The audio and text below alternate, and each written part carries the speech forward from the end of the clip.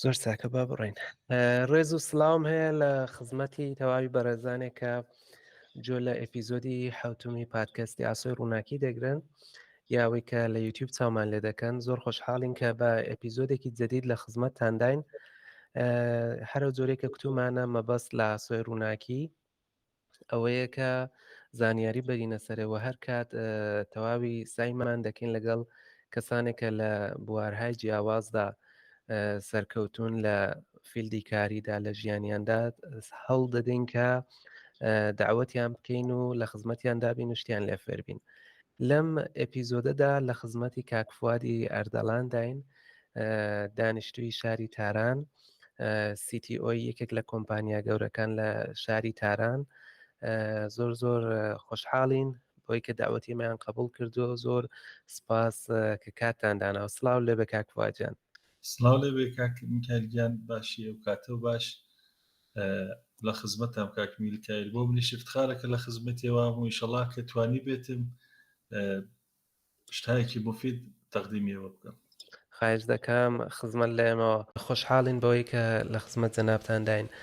قەتعەن زۆر شت هەیە کە دەتوانین لێتان فێر بین و چاوم لە سابقەی کارێکەشتان کرد. زۆر شت هەیە کە دەتوانین باسی بکەین و فێربین لێتان. ئەو جۆرێکە لە بیرمە جەنابتان لە پێشدا لە یەکێک لە کۆمپانیەکان بە ماوەی 12 ساڵ زیاتر لە سەبا پەردازش کارتان کردووە. سەبا پەردازشیش یەکێک لە کۆمپانیا گەورەکانی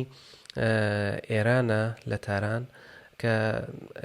ئەپلیکیشن ها و سافتوێرهایەکی زۆر بە نێوبانگ و معروفی هەیە کە لە داهاتوودا بۆ خۆتان زەحمەت بکێشن معرفیەکی کامل بکەن زۆر باش دەبێ. و ئەلئانیش ئەو جۆرێکە لە بیرما CTO لە یەکێک لە کۆمپانیەکان کە لە حوزەی پێمەندا کار دەکەن. جا پێم خۆشە بۆ خۆتان معرفەیەکی کاملتر بکەن کە ئەو کەسانی کە جۆرادەگرن و دەمان بینن لە یوتیوب بزانن لە خزمەت کەسێک داین کە دەتوانین زۆر شتی لێ فێر بین. لطفە جەنابەت بەناوی خوا هەروە کە عەرزم کردی من فوادی علای ئەردەڵانم لە دایکبووی شارە جوانەکەی سەقز، فارغ تحسیلی هونەرستان ڕشتەی کامپیوترم، فارغ تحسیلی مهندسی تکنۆلۆژی نەرمەفزارم، هەروەها کە ڕەزومە کارێکێشم عەرزکەمە خزمەتە لەو زەمان کە فارغ تحسیل بووم لە زمانی دانیشگا هاتم بۆ تاران و جوان بووم بە هەڵبدەستی و دەستم پێکرد لە شرکەتی مهندسی مشاوری گەنۆ. الحەمدوللا دوای مودەتێ توانیم هەڵبدەستیەکە مرتەقا بم و بووم بە مدیرایەتی بووم بە مهندس نازری شرکەت‌هایەکە خەریکن ئیسکاهای مترۆ دروستەکەن، چۆن شرکەتی مترۆ مهندس مشاور و مهندس نازری ئیسکاهای مترۆی تاران بوو. لەوێ دەستم کرد بە کار و کاری پەسیڤ ئەنجامەدا و نەزارەت هەم ڕاهەندازی هەم نەزارەت بەرپەسیڤ و بەعزە جارێکیش ئەکتیڤ لەلایەن نێتوۆرکە.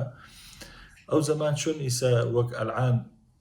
ئەمنیەت و نێتوۆرک وەک ئەلعان پەڕی پێ نەدرا بوو، بۆ قودرەتە نەگەیشت بووە، دنیایەتی بۆ نەتیجە نەگەیشت بوو کە نێتوۆرک و ئەمنیەت قسێ ئەوڵەکە و زەمان وا بوو کە نەرمەفزار قسێ ئەوڵەکە. منیش بۆ نەتیجە گەیشتم کە سەقفی ئەم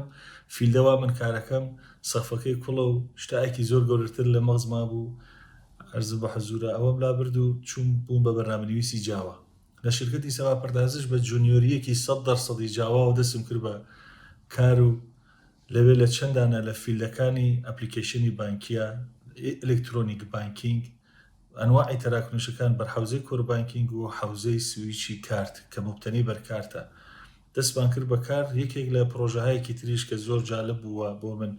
زۆر تەجروبەیەکی بوو، ئینتەرنێت ئاتەنتیکیشن بوو کە زۆر تەخەسوسی لە شرکەتی سەبا پەردازش کارمان کرد و تۆلیداتی شرکەتی وەسکۆمان هاورد لە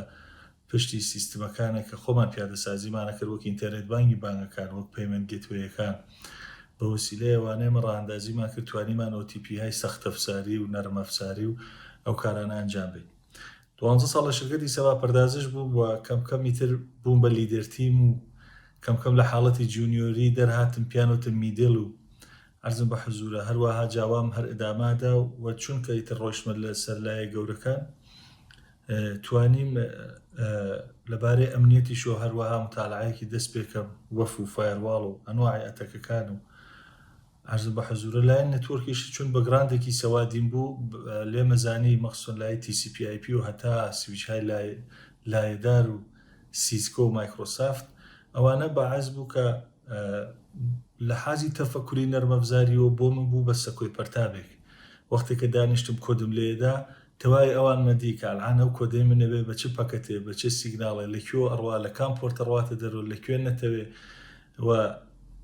زۆر یارمەتی منی دا کە بتوانم بە قەولی ئێمە بەرنامەنویسەکان کلین کۆد ڕعایەت بکەم. دوای 12 ساڵ شرکەتی سەوا پەردازش هەروەها کە ئازانن سۆنامی مهاجرەتی مهندسینی ئایتی لێرانە دەستی پێ کرد و سەنازان بێژم بەداخەوە یا خۆشبەختانە منی جوزیێوانە بووم کە لە ناو لینکدینە دەسم کرد بە ئینتەرویوکردن و توانیم جابافر یەکێک لە بانگەکانی کانەدا بگرم. دوایەوە چوون بۆ کانەدا و بە ماوەیە کە لە کانەدا بووم بڕێک لەوێ کارم کرد و بە نەتایجێ گەیشتم جاگەر پێتان خۆش بوو ئینشەڵڵا دوای بۆتان تەوزیحام لە وەختی قسەکانمانە هاتمە بۆ ئێران. هاتمە بۆ ئێران هەرە وەختە کە لە کانەدا بووم لەگەڵ شرکەتی گۆڕەنگا دەستم کرد بە مزاکرەکردن لە شرکەتی گۆڕەنگ ئستخدام بووم بە عنوانی CTO شرکەتی ویراسیستم تۆلیدی نەرمەفزارهای فروشگاهی. لەوێ کە کارەکانی ئەنجامدا چۆن ئەپلیکیشنەکان بۆ نەرمەفزارەکان پێم ئەحساس مەکرد کە تەواو بووەوەی تر کارێکی لازم نیە من ئەنجامی بەم لە حازی بەهینەسازی و پێرفۆرمەنس و تەکنۆلۆژی جەدیدەکان و ئیدە جەدیدەکان بە پیشنەهادی خودی گەورەکانی گۆڕەنگ باتۆجۆ بۆ کە لە شرکەتی فیلمنێت سریە مشکڵات پێشاتە بوو. شرکەتی فیلمنێت شرکەتێکی سینەمای خانگیە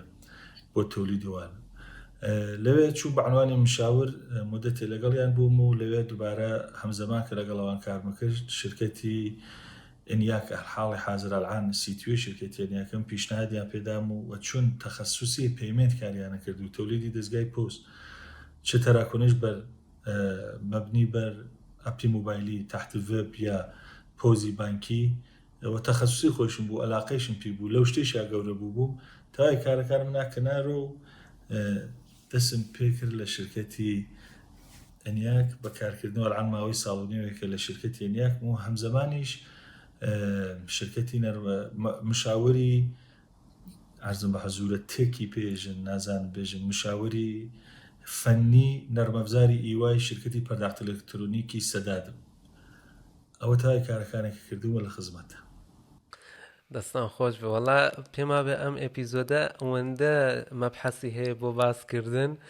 کە ئەمن بۆ خۆم زۆر مشتاقم چونکی بۆ خۆشم ئەخیران یەکدانە سویسم ئەنجام داوە لە حوزەی بەشێک نەرمەفزاری ئێمە تیکەتین کارمان دەکرا لان چومەتە دۆمینی پەیمنتەوە و دەبینم کە چەندە چالشایەکی عەجیب غەریبی هەیە چەندە دۆمینێکی سەنگینە و ئەلان دەبینم کە ئێوە لەو حوزێدا بە تایبەتی خەریکن کار دەکەن زۆرم پێ جالب بوو. زۆر عالیە دەستت خۆش بە کاک فواد مەمنون کە کاتت داناوە بەڕاستی زۆر ئەپیزۆدێکی جەزاب دەبێت بۆ شخصان بۆ خودی خۆم. ئێوە باستان کرد کە لە پێشدا لە حوزەی شەبەکەدا کارتان کردو دروستە؟ من لە بیرمە ئەودم کە لە دانیشگای پەیامینۆری بۆکان دەمخێند لەگەڵ دۆستان و بەڕێزانێک کە هاوکلاس بووین چەند نەفەر لە هاوکلاسەکان عەلاقەیەکی شەدیدیان بە حوزەی شەبەکە و نێتوەرک بوو. بەڵام بە خاترێکە لە وڵاتی ئێمە لە کوردستانی لە ڕۆژهەڵاتی کوردستان هێشتا زۆر شەرایەت و فەزاکە فەراهەم نییە نازانم ئەو کەسانە نیان دەتوانی بەرەو ئەو مەسیرە بڕۆن. ینی ئێوە چونکی هەم ئەو حوزەیە ڕۆیشتوون هەم دوای سویستان کردو بۆ حوزەی پرۆگرامینگ بۆ بەرنامەنویسی کەسێک کە بیەوێ واردی حوزەی شەبەکە بێت و ئەسان لە دنیای ئەوڕۆدا عەلاقەی بەو مەبحەسە بێت پیشنەهاتان چییە چۆن دەتوانێت ئەو مەسیرە بڕوا؟ چونکی ئەمن کوڕێکی ڕەفیقم لە بیرمە ناوی پویا بوو و عەلاقەیەکی زۆر شەدیدی بە حوزەی شەبەکە بوو و لەگەڵ شرکەت‌هایەکی زۆر عەسر ئێرتەبات کاهکێشان لە تاران قسەی کرد هەزینەهایەکی زۆریان داوا دەکرد و لەلایەکەوە حتا ئەو حاضر بوو کاراموزیش بچێ کار بکە بۆی کە لەو بوارەدا بچێتە پێشێ و عەلاقەیەکی زۆری بوو بەڵام نەیدەزانی چۆن بڕوا لەگەڵ کەسێکیشی بۆ پەیدا نەدەبوو بە عنوانی مێنتۆرێک کە ڕاهنمای بێ. ئەگەر بمانەوێت کەسێک ڕاهنمایی بکەین و لەو مەسیرەدا بڕوا چۆن دەتوانین کۆمەکی بکەین؟ ئەگەر ئیجازەم بێ کاک مهندس با من بە قەولی بەرنامەنویسەکان لایە بێمە سەرترۆ ئێمە بیر بزانین ئەو کەسانەی وا فارۆ تەحسیلی ڕشتەی ئایتین بە قەولی ئێمڕۆوە زمانی ئێمە مهندسی نەرمەفزار و سەختەفزارن ڕۆژی ئەوەڵ کە دەرسەکەیان تەواو کرد ئەشێت بێن بۆ خۆیان تەکلیفی خۆیان ڕۆشنۆکەنەوە متاسفانەی سەبا تۆجۆ بۆی کە من لەم چەند ساڵەدا سەبا پەردازش بووم سەبا پەردازش خۆ سەکۆیەکی پەرتابی علمی بوو بۆ من بە خۆشبەختانەش توانیم زۆر لە کوڕە کوردەکانی یەکچە کوردەکانی خۆمان کە هەراوە وەک خۆم بە جونیۆری دەستیان پێکرد و دەستی منیاگر توانیم یاریان بۆ ئیسا شکر لە تارانەوە لە کشوەرە خارجیەکانە بۆ خۆیان لە حازی ئایتی و ساحب نەزەرن ئەوەی بین ئێمە بین ئەوڵ تەکلیفی خۆمان ڕۆشنۆکەینەوە کە چه فیلدێک کە توانین کار بکەین یا چه فیلدێک پێمان خۆشە ئێمە دوودانە مشکڵی گەورەمان هەیە لە ڕفێقەکانمانە لە هاو فیلدەکانی خۆمانە لە مهندسی نەرمەفزاریا لە ئایتیە ئەوە یەک حەزەکەن هەرچی شتە بزانن باش دوو ئەو دەرسانەی دانیشگاش بووە بە ئەمە بووە بە مۆد کە لە دانیشگای ئەمە فێر هیچ نابین نا لە دانیشگای ئەمە فێرەبی لە دانیشگای ئەمە بناغەکەیان دانا بۆمان وەکەوە بێژین خەنەقی ئەو ماڵە لە دانیشگا کەندرا ئێمە مەسەلە لە دانیشگا تەڕاحی ئەلگوریتمان خوێن ساختمان دادەمان خوێن زەخیرە و بازیابی اطلاعاتمان خوێن نەزەری زەبانها و ماشینهامان خوێن ئەوانە فقط هینتی مەغزیاندا بێ ئێمە بۆ ئێمە ئەو بناغیان چەقان کە ئەسەن ئایتیانی چی ئەسەن تەفەکوریانی چی ئایتی فکرکردنەوە چۆنە پس ئەوڵ بێن دانیشگاکەتان جدی بگرن یعنی لە بناغەوە باش دەستی پێ بکەن دوو وەختێ فارۆ تەحسیل بووی تەکلیفی خۆت ڕۆشنۆکە ئایا شەبەکە کارەکەی یا گەرەکتە مەسەلەن نەرمەفزار کارکەی یا ئەمنیەت کارکەی ئەگەر تۆ لە دانیشگا مهندس فارۆ تەحسیل بووێتی یعنی تەفەکوری مهندسی بە معنای کەلیمە ئینجینیر بی ئەوە زۆر بۆ تۆ باشە یعنی تۆ لایەندا توانی جونیۆر لە جونیۆری و سینیۆری بی لەوێ و بڕۆیتە ناو ئەرزم بە حەزورە جێ گەورەکانی تر چون بیر و باوەڕە دروستە و بیر و باوەڕە گەورەیە لەمسیەکەی بە قەول هەروەکە لە ماڕەفی خۆمە عەرزم کردی بە تەجروبە بۆم سابت بووە لەمس مەکرد خەریکم چ کارێکەکەم یعنی لە مەغزی منە تەراکونشێکی نەرمەفزاری کە دەستی پێکرد هەتا تەواوە بوو ئەگەیە مەقسەد من ئاگام لی بوو چیەکان پس ئەوڵ با مهندسی نەرمەفزار بین دووە من گەرەکی شەبەکە بخوێنێ بۆ خۆی مشەخصی کات چی لایەک لە شەبەکە ئێمە کوڕەکانی خۆمان من هەمیشە وایە گەڕمۆ نازانەوە زەربن مەسەلەم لەکوێ بیستە پیانێژم سەتحی علمەکەتان بەقەی گەورەی ئۆقیانوسی ئارام و ئەم قیسەرە نووشابەیەک نەبێت بەقەی ئۆقیانوسی ئارام لە هەرچی شتە تێبگا بخوێنەرۆ هەرچی ڕۆژە شێ بخوێنی تۆ هەرچی ڕۆژە معتاد بە وێبگەردی بە قەولی کەلیمەی فارسی ئەو وێبگەردی زۆر خۆشە زۆر باشە تەجروبەم هەیە لەبارەیەوە خەریکم شتێک سەرچەکەم سایتێک بازەکەم کەلیمەیەک لەو سایتە پیاکەم بلی تێناکەم ئەچمەکەومە شوێنە و کەلیمە لە سایتێکی ترا کەلیمەیەکی تریش پیاکەم لە دوای 2 سعات گەڕانە بینم مەسەلەن من دەمەوزوعم خوێندێتەوە دەمەوزوعی جالب ئەو کارە زۆر مهمە بۆ متاڵاکەی فیلدەکە و کە مشەخص کرد علمەکە و کە بە عمقی ئۆقیانوسی ئارام و مەساحەتی یەک دانە سەرە نووشابە لەو فیلدا کامڵەن تەخەسوسی بە ئێستا ئێمە ڕفێقەکانی خۆم هەیە کە ئەو وەختە فارۆ تەحسیل بوون جوان بوون مەسەلە نەهاتەویت کاکە من گەرەکمە شەبەکە بخوێنم لە شەبەکە تەخەسوس پیاکە دەی بۆ بەرنامەنووسی ناخوێنی بەرنامەنووسی سەختە من ناتوانم لە دانیشگا سیان پێ نیشاندا بوو لە سەتحی دانیشگات ئەحساسی کرد زۆر سەختە ناتوانێت تەفەکورێکی بەرنامەنووسی بێت وەلێ من دانیشتم لەگەڵی قسەمە کرد ئەو فەردە مهندسێکی نەرمەفزار بوو کە ڕەشناڕەوس یا تەحلیلی نەرمەفزار لە وجودی لە سلول بە سلولی وجودی ئامدەی خۆ بە زۆر دامنا قەیناکات و دانیشە بەرنامەنووس بە ئەلعەنجوزی سینیۆر دڤلۆپەرەکانە لە تارە یا ڕفێقی ترمان هەیە یاکنیمە ڕفێقمان ئەلعەنجوزی باشترین کوڕەکانە لە ئەمنیەتی ئایتیایە کە هاتبوو بۆ لای ئێمە دەستکا بە بەرنامەنووسی جاوا وەلێ ئەو تەفەکوری ئایتی بوو خۆی دانەنیشت بوو فکری لێکاتەوە من کۆمەکی مەکردکە و فکر کاتۆ چی باشە ئەلعەنجوزی ئەمنیەتکارە قەویەکان بەناوبانگە لە واحدی بانکی ئێرانە یعنی وەختێکە لەبارەی نیما و قساکەن نیما خۆی برندێکە پس ئەوەڵ بین پایە بکەین ئێمە گەرەکمانە چی بخوێنین دووەم ڕیشەی لە ئەوەڵەوە دەستی پێ بکەین لەم فیلد بۆ ئەو فیلد پەڕانن ئاخری ناگا ناڵێ تۆ بگەی بە هیچ خۆب تەجروبە بۆم سابت بوو من عەرزم کردی ئەوەڵ شەبەکە کار بوو دوای بوو بە بەرنامەنووس یەک دنیا زەحمەت لەبارەی شەبەکەوانەمۆ ناکەنار ئیسە شاید دەگەری دامردایە زۆر قەویتر بوو هەرچەند خەڵ دنیا بەرنامەنووسین پێ خۆشترە با بێن ئەوڵ ئەو کارە بکەن یەک مهندس فارۆق تحسیل بن بەڕاستی ئەو دەرسانەی وا ئەزانن مهم و بناغی علمەکەتان دانێ بە هیچ وەژلی نەگوزارن جا خۆزگەم بەوە کەسانەی وا گیری ئوستاتهایەکە کەون لە دانشگاه نمرایان پێنان و زۆر بە سەختی فارۆق تحسیلە بن چونکە بە سەختی فارۆق تحسیل بە فارۆق پاسکردنی ئەو دەرسە مهمانە باعەسەوێتەوە زۆر باش فێری بی و لە وەختی کارە لە وەختی میتینگەکانە و تیمبۆرکەکانە بۆ قسەی تۆ کاتە ڕفرەنس دوای ئەوە بێن فیلدەکان مشخصکەن و ڕیشەی کارەکانیان ئەنجام بن و تارگەتی ئاخرەکەیشیان کەکەیە حتمن بۆەوە تەلاش بکەن پس تکامەوەیە کە یەک مهندس فارۆق تحسیل بن دوو ئەو تەخەس ئەو شتەی فیلدەتان پێخۆشە جوان بڕۆن فیلدەکان بناسن ئەو فیلدەی وای احساسەکەن تایە زۆر باشن بە مطالعەیەکی زۆر و دەستی پێ بکەن ولا ئیتر لە ڕیشەوە دەستی پێ بکەن یعنی عجلە مەکەن کە مەسەلەن منەشێ زوو فێر بم ئەوە ئەو وتی چی یا ئەو فیلدێتر وتی چی ئەم فیلدەوە فیلمە پەڕن کەم بیسی کارەکە دابنن بە قەولی نەرمەبزاریەکانێژە کۆری پرۆژەکە دەست پێکە کۆری پرۆژەکەت ئەگەر بەکەنتی پرۆژەکە جوان بوو فران قەتعەن جوان دەردێ بە نەزەری من جوانترین کارەوەیەوە خۆشبەختانە من دوای 3-4 ساڵ کارکردن بۆ تەجروبە گەیشتم کە ئەو حرەکەتە ئەنجام بم و ئەو کوڕەکان و یا ڕەفێقەکانم کە ئیسا هاوکارێک با ئوستادی خۆ من بەڕاستی نەمێشتەوانە و مەسایلانم بۆ پێش بێ و نەمێشتامیان پسووتێ ئەمە بەعنوانی تەجروبەیە کە توانێ باش بێ بۆ کەسانێک کە گەریکیانە لایتیا دەست پێ بکەن یەک مەسەلەکە هەیە بە بڕوای من وەختێکە ئەو مەسیرە هەرە زۆرێکی ئشارەتان کرد دروست دەبێ دوای ئەو ئێدامەی مەسیرەکە خۆت بە خۆت بۆمان ڕوون دەبێتەوە ینی بە بڕوای منەوە مەسیرێکی حاڵەتێکی هدایەتی پێ دەڵێن یا هەمچین شتێک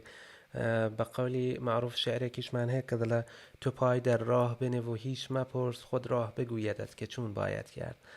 یعنی ئەو مەسیرە ئەو ئێدامەی قەدەمەکانی دیکە وەختێک بۆ ئێمە ڕوون دەبێتەوە کە ئێمە قەدەمێک هەڵێنین ئەوەی کە هەر دابنیشین و هیچ نەکەین کە قەتعەن بە نەتیجە ناگاوە من شتێک کە دەبینم حتا لە کەسانێک لە دەوروبەری خۆم ڕەفیقان خزم و کەس کە دەمیست علاقیان بەو فیلدیکاری ئێمە بوو دەمیست کۆمەکێک یا بە هەر حاڵ کۆمەکێک بکەین کە یەکتر بینە سەرە پێکەوە بەڵام شتێک کە دەمدی ئەوە بوو هەر دادەنیشن ئەی نازانم چی بکەم خۆب نازانی ئەسەن تۆ ئەو سوالە لە خۆت پرسیوە کە چیت دەوێ کە بڕۆی وە دوای مەسیرهای بعدی بکەوی وەختێک ئەو سوالە لە خۆت دەپرسی ئەو سوالە جوابەکەی بەدەست دێنی جایە لە خەوداوێ یا ڕەفیقێک یعنی خدا ئەو مەسیرت بۆ جۆر دەکا جا نازام خدای پێ دەڵێن ئێنەرژی پێ دەڵێن هەشتێکت بۆ جۆر دەکا و ئەو دەم بە بڕوای من کەسێکی وەکو جەنابی شت کەسێکە منتۆر بێ کەسێکی وا دەتوانێت زۆر کۆمەک بکە لەو مەسیرەدا کاک مهندس منم ئەپیزۆتە یا ئەم کارەی جەنابەکە دەسە پێکردە بۆیە زۆر پێم باشە ئەتوانێت بێت بە ڕفرەنسێکی مڕاجعە بەوەی کە ئێمە چی بکەین چون جەنابە خەریکی ئەو بەغێر از من ئەو ئینسانە مۆفەقانەیەری و ڕایەکی ارتباطی بۆ لەگەڵ ئەوان بۆ ئێمە پەیاکەی هەم لە خارج هەم لە ئێران مەسەلەن من گەرەک بە دەستی پێ بکەم گەرەک بچم بۆ خارج خۆب لەو مەسیرەی جەناب تۆ توانم لەگەڵ چواردانە لە هاوشاریەکانی خۆم هاوزوانەکانی خۆم کە ڕۆیشتون و کاریان کردە ئیسفادەیان لێ بکەم و ڕێ دروستەکە ئەوە بەڕاستی مەمنونتم زۆر بیر و تەفەکوری گوایدایەکی جوانە دەستیشە خۆش بێ ئینشەڵا موفق بی خایز دەکەم قوربانت مەمنون لە جەنابتان و کەسانێک کە قبول دەکەن و جوین دەبن بەم پادکەستانە کە ئاوا بە سوورەتێکی کاملەن بەخشەندە ئەو شتێک کە دەزانن شێری دەکەن بۆ من شخصەن شتێکە کە خەریکم فێر دەبم و زۆر لەزەت دەبم دەستی جەنابتان و بەقی دۆستانیش خۆش بێ کە ملحەق دەبن پێمان زۆر عالیە پەس بڕۆینە سوالی بعدیمان کە پێم خۆشە بیپرسم ئێوە بەحسی سەتح و لێڤێڵی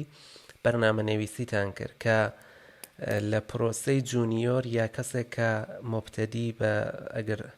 کەسێک کە تازە واردی ئەو لێڤێڵە دەبێ واردی ئەو بەرنامەنویسی دەبێت دەستان پێ کرد و دوای مید لێڤێل سێنیۆر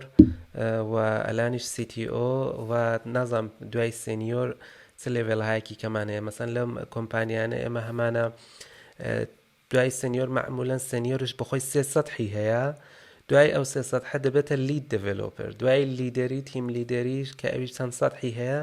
ئەو دەم دەچێتە لێڤێڵی پرینسیپال دڤلۆپەر یا ئینفۆرماڵ دیڤلۆپەر، و دوای ئەو دەچێتە لێڤێڵهای سەرتر و چاپتەر لید و CTO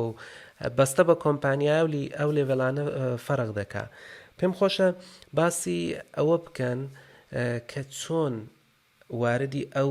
چونکی ئەوەی کە سویشتان کردو لە شەبەکە بۆ بەرنامەنویسی ئەوڵەنەوە قەدەمێکی زۆر گەورەیە، تەغییرێکە لە کولی مەسیری شۆغلیتاندا، ئەوەی کە چۆن ئەو ئێرادەیەوە ئەو جورئەتتان هەبوو کە ئەو کارە بکەن و زۆر کەزە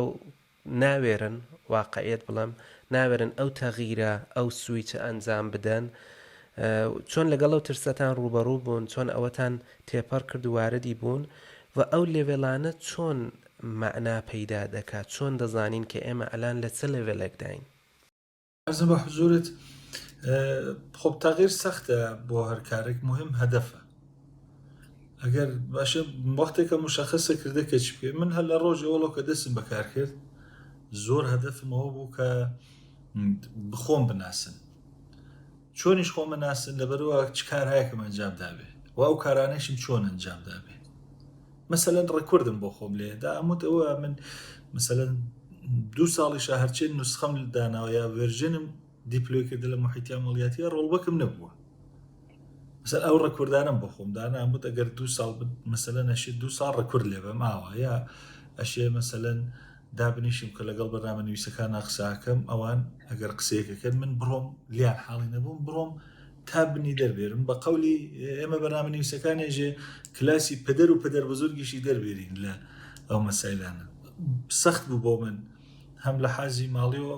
حقوقەکەم زۆر کەمەوە بووە چون لە لای مدیریەتی ئایتیەکۆ بەعنوان مشاورێک خۆبخانەخە دروستە ئەوێ فیلدەکەی ئایتی نەبوو بووم بە جونیۆر، ینی لە زمانێکە کە خەرجی خۆم مەکێشا لە تاران حقوقەکەم بوو بە دووکتی، ینی 50% لێدەستدا لە خۆب شەو ڕۆژ خەریک بووم. شەو ڕۆژ خەریک بووم بەرنامە ڕێزیم کردبوو بۆ خۆ من دوای 2 ساڵە سەبا پەردازش حداقل لەشێ پرۆژێکی کامەڵم پێ بن و سەبا پەردازشیش چون ساختارەکەی وا بوو کە جونیۆر یەگرد و پەروەرشێدا من ئەشێ چەندانە جونیۆر سەبا پەرداش ئاعتماد کا بە من چەندانە جونیۆر بنە لەگەڵ من کارکەن. خۆشبەختانەش و جونیۆرانەوە لەگەڵ من کاریانەکە ئەکسەرن کورد بوون. ئاوا کەم دەستی پێکرد بوو. دوایەوە چوم لەو سایتانەش بۆ تاین سەدحی خۆم دانیشتم وەزیەتی خۆم مەسەنجان. کارێکی ترمە کرد لە زمانی سەبا پەردازشە من باڵای 12 دەفە چوون بۆ شرکتانێتە ڕێزومە مەنارد.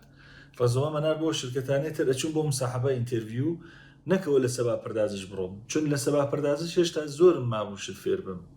و احساس بکرد ئەگەر پۆڵیشم پێنانەشێ دانیشم ئێرە بۆ من سەکۆی پەرتابە، ئێرە بۆ من یە مولتی پراجێکتە مولتی تەکنۆلۆژیە زۆر شت بە من فێرەکە. بە قەولی کوردەکەی خۆمان کارم دزینی علمەکەی سەبا پەردازش بوو وەلی ئەچوون بۆ مساحەبە لەگەڵ ئەو شرکتانە. 2 دانە تارگێتم بوو، هەم بمناسن هەم ئەوەی کە خۆم بزانم سەدحم چۆنە لەگەڵ ئەوانە کە خەریکم کارەکەم، ئەوانەی تر چۆن کارەکەن، ئەوان تر چیەکەن، سوالەکان چییە. زۆر لە مساحەبەکانم ناخۆشە هاتمە دەرەوە، ینی باوەڕفرم بە حەدێ بێتاقەتە بووم لە مساحەبەی وا هاتمە دەرەوە سوالیان لێمە پرسی لە 10 سوالدانێکیم جوابداوە و لە شرکەتی خۆمان خۆم بە ئینسانێکی زۆر مەسەلەن وارد و لە جاوا من زۆر تەکمیلم و ئەوانە ئەو مساحەبانە نقطەی قووەتی من بوو بۆ کارەکەم. ئەوە تەجروبیاتی بوو کە دام بە هەمیشەش بە کوڕەکان ئێژم کوڕەکان مساحەبە بچن زوو وەلی ئەگەر ئەزانە شرکەتەکەتان بەکاردێ هینی بکەن، جارێتەکان مەخۆن، هەتا من پێتانێژم مەسەلەن جاری وایە ژم باوەڕم پێ بکەن اعتمادیان پێ بێت. جالبە بەحسی مساحەبە ئەمنیش بە خۆمەوە دەم کە لە تاران بووم لە بیرمە مساحەبەیەک جارێت ئەلئانیش لە بیرمە ئەو دەم کە چوومە ئەو شرکەتە مساحەبمدا ئەوەڵین مساحەبەیەک بوو کە ئاوا سەنگین بوو بۆ من، ینی 3 نەفەر هاتن، یەکیان دێڤاپس بوو، یەکیان تیم لیدەر بوو، یەکشان HR بوو. HR هەمان هیومن ریسۆرس یا مەنابەی ئینسانی بوو. سوالهایەکی مرەتەب پشتی سەرێ هەم دەیان پرسی و چەندانە مەسەلا بوو. یەکەوەی کە ئەمن لەوێ زۆر سەرنەخم گرت کە دەبێت بچم چی فێر بم و دوای ئەو واقعیت بڵم دوای ئەو مصاحبێ من دەرگای خروجیم لێ تێکچوو، یعنی ئەوەندە ئێسترسم کرد، ئەوەندە تێکشکام ئەسڵەن نەمدەزانی دەرگای خروجی لە چۆ دەبێ بچمە دەرە لەو شرکەتە، تا ئەو حەددا فشارم چووە سەرێ و وەحشەتناک بوو، زۆر ناخۆش بوو. وەلی دوایی کە ئینسان دێتە دەرێ و قەدەمێک لێ دەدا و کەمێک لەگەڵ خۆی فکر دەکاتەوە، مهمەوەیە ئەو حسە ڕابگری و بڵێ ئۆکێ ئەلا من دەزانم لەواندا زەعفم هەیە و بچم ئەوانە تەقویت بکەم و بڕۆمە مەرحەلەی بەعدی. وەلی وەختێ کەسێک کە نەتوانێت ئەو کارە بکە دوای مصاحبە لەتمەیەکی زۆر دەبینێ و مرۆتەب بەجێ کە ڕۆشتکە ئۆفت دەکات، وەلی ئەو سەرە نەخانە وەربگرین زۆر کۆمەک دەکات. یەک پرسیاری دیکە کە من زۆر مشتاقم بیبیستم بەحسی ئەوە بوو کە فەرمووتان وەختێک کە من بەرنامەنویسی دەکەم لە ذهنمدا دێت و دەڕوا کە ئەلانەوە ڕیکوێستە دەچێتە چی لە چ بەشێکدایە لە حوزەی نێتۆرکدا چۆنە و شتە بەدەست دێنێ چۆن مەسیرەکەی تێی دەکا. واقعیت بەڵام ئەلانەوە چالشێکە بۆ خودی من شخصان و دەمەوێت لەو فیلدە تێبگەم زیاتر، چونکی معمولاً وەختێک بەرنامەنویسێک بەرە و بەشی پرۆگرامینگ دەڕوا لە حوزەی نێتۆرک غافڵ دەبێ، لە حوزەی شەبەکەوەی کە پشتی پەردەچی ڕووی دەدا غافڵ دەبێ. ئەو بەشە بە نەزەرتان چەندە کۆمەک دەکا بە یەکدانە پرۆگرامەر، بە یەکدانە سافتوێر ئێنجینیر کە بێت ئەو مەسیرە جوانتر دەرکی بکە. بۆ من شخصان وەختێک بەحسی پێرفۆرمانس دەکەین، وەختێک بەحسی سکیلێبیلیتی دەکەین، ئەوەی کە ئەو نەرمەفزارە چەندە پێرفۆرمانسی لەسەرەیە، ئایا ئەو مەبحەسی نێتۆرکە ئەوەی کە دەرکی بکەین کە چ شتێک پشتی پەردە ڕووی دەدا بە ئێمە کۆمەک دەکا و لە چ لێڤێڵهایەکدا کۆمەکمان دەکا و چۆن دەتوانین ئەو بەشە تەقویەت بکەین. عرضم بە حضورت بەرنامەنویس لە ئەوڵۆ خۆب کە بوو بە بەرنامەنویس ینی فلۆچارت و ئەلگوریتم کە فێر بوو، ینی ئەو فلۆچارتە دابدیشێت بە مڕەبع ئەشێ وەڵ بیکێشێ، مڕەبع بێتە ناو لەوزی بێتە ناوتەوە، ینی ئیف و پراسس و ئەو شتانەی کە لە ئێستارتۆ دەسی پێکرا هاتە ناو ئێند ئیفەکانەوە شتانە ئەشێ ئەو نەر لە خسەرەوە کار بکاتەوە کە دوایە وەختێک لەگەڵی قساکەنەوە لە ناو مەغزی خۆیان ئەو فلۆچارتەی کێشابێ. دوایەوە کە دەسی کرد بە کۆد لێدان ڕاحەترین نوقتەیە و یەکدانە بەرنامەنویسە. دەسی کرد بە کۆد لێدان کە کۆدەکان فێر بوو، کارەکانی فێر بوو، ئەم جارەشێ بچێت بە شوێنەوەی کە پێرفۆرمەنس یعنی ئۆردەرە زەمانیەکان یعنی چی؟ مەسەلەن دانێ ئیف لەگەڵ وای لا چ فەرقێکی هەیە، ئەوانە دەست پێکە. ئارایە لەگەڵ مەسەلەن هەشمەپە لەناو کە هەشمەپ لەناو جاوایە چ فەرقێکی هەیە، ترێدەکان چ فەرقێکی هەیە، بۆچی ئەشی لە ترێد استفادە دەکەین، بۆ ئەسڵ نابێت لە ترێد استفادە دەکەین. دەستکا بەوانە ئەوانەی کە دەست پێ کرد تەواوی کرد، دەستکا بە دیزاین پەتەرن خوێندنەوەکان، یعنی یەک دانە ساینی کۆد لێدان بۆ خۆی انتخاب بکات. ئەمە ساینی کۆد لێدانی منە، من بەم مودەلە جا یا لەو دیزاین پەتەرنە کۆپی پەیستەکە هەرەوە بەکارێنێ، یا لە چەندانە دیزاین پەتەرن بۆ خۆی ساینێک دروستەکە، تەفەکورێک دروستەکە. هەتا ئێرە کاری بە شەبەکە نەبووە. لەمە بۆ لاوە ئیترەشێک کەم دەست پێکات کە ئەو کۆدەی من کە بیلدم کرد و دیپلۆیم کرد لەسەر ئەپلیکیشن سێرڤەریا لەسەر ئەو کانتەینەرەکە ئەمڕۆ پێشاتە قەرارە چی لێبێ. کانتەینەر چ بەڵایەکێرە بەسەریا، ئەپلیکیشن چ بەڵایەکێرە بەسەریا، ئایۆی سەمتی دەیتابیس چی لێکە، ئەو ئایۆ لە مەسیری ئەو دەیتابیسی منە حتا HTTP و HTTPS بەیەکۆ فەرقی هەیە. ئایا لەو مەسیرە کە لە زۆنێکی ترایە فایرواڵی تایە، بۆ فایرواڵەشە من چی بکەم؟ ئەوە بەعسەیە بێ مەسەلەن کۆریەکەم دروستکەم. ئەچێتە دەرەوە بەرەو ئینتەرنێت چۆنە؟ ئالێەوەی تر کەمکەم وەلی ئیتر نەکەوە دیپ بێتە ناو قەزیەکە، مەسەلەن ئەوە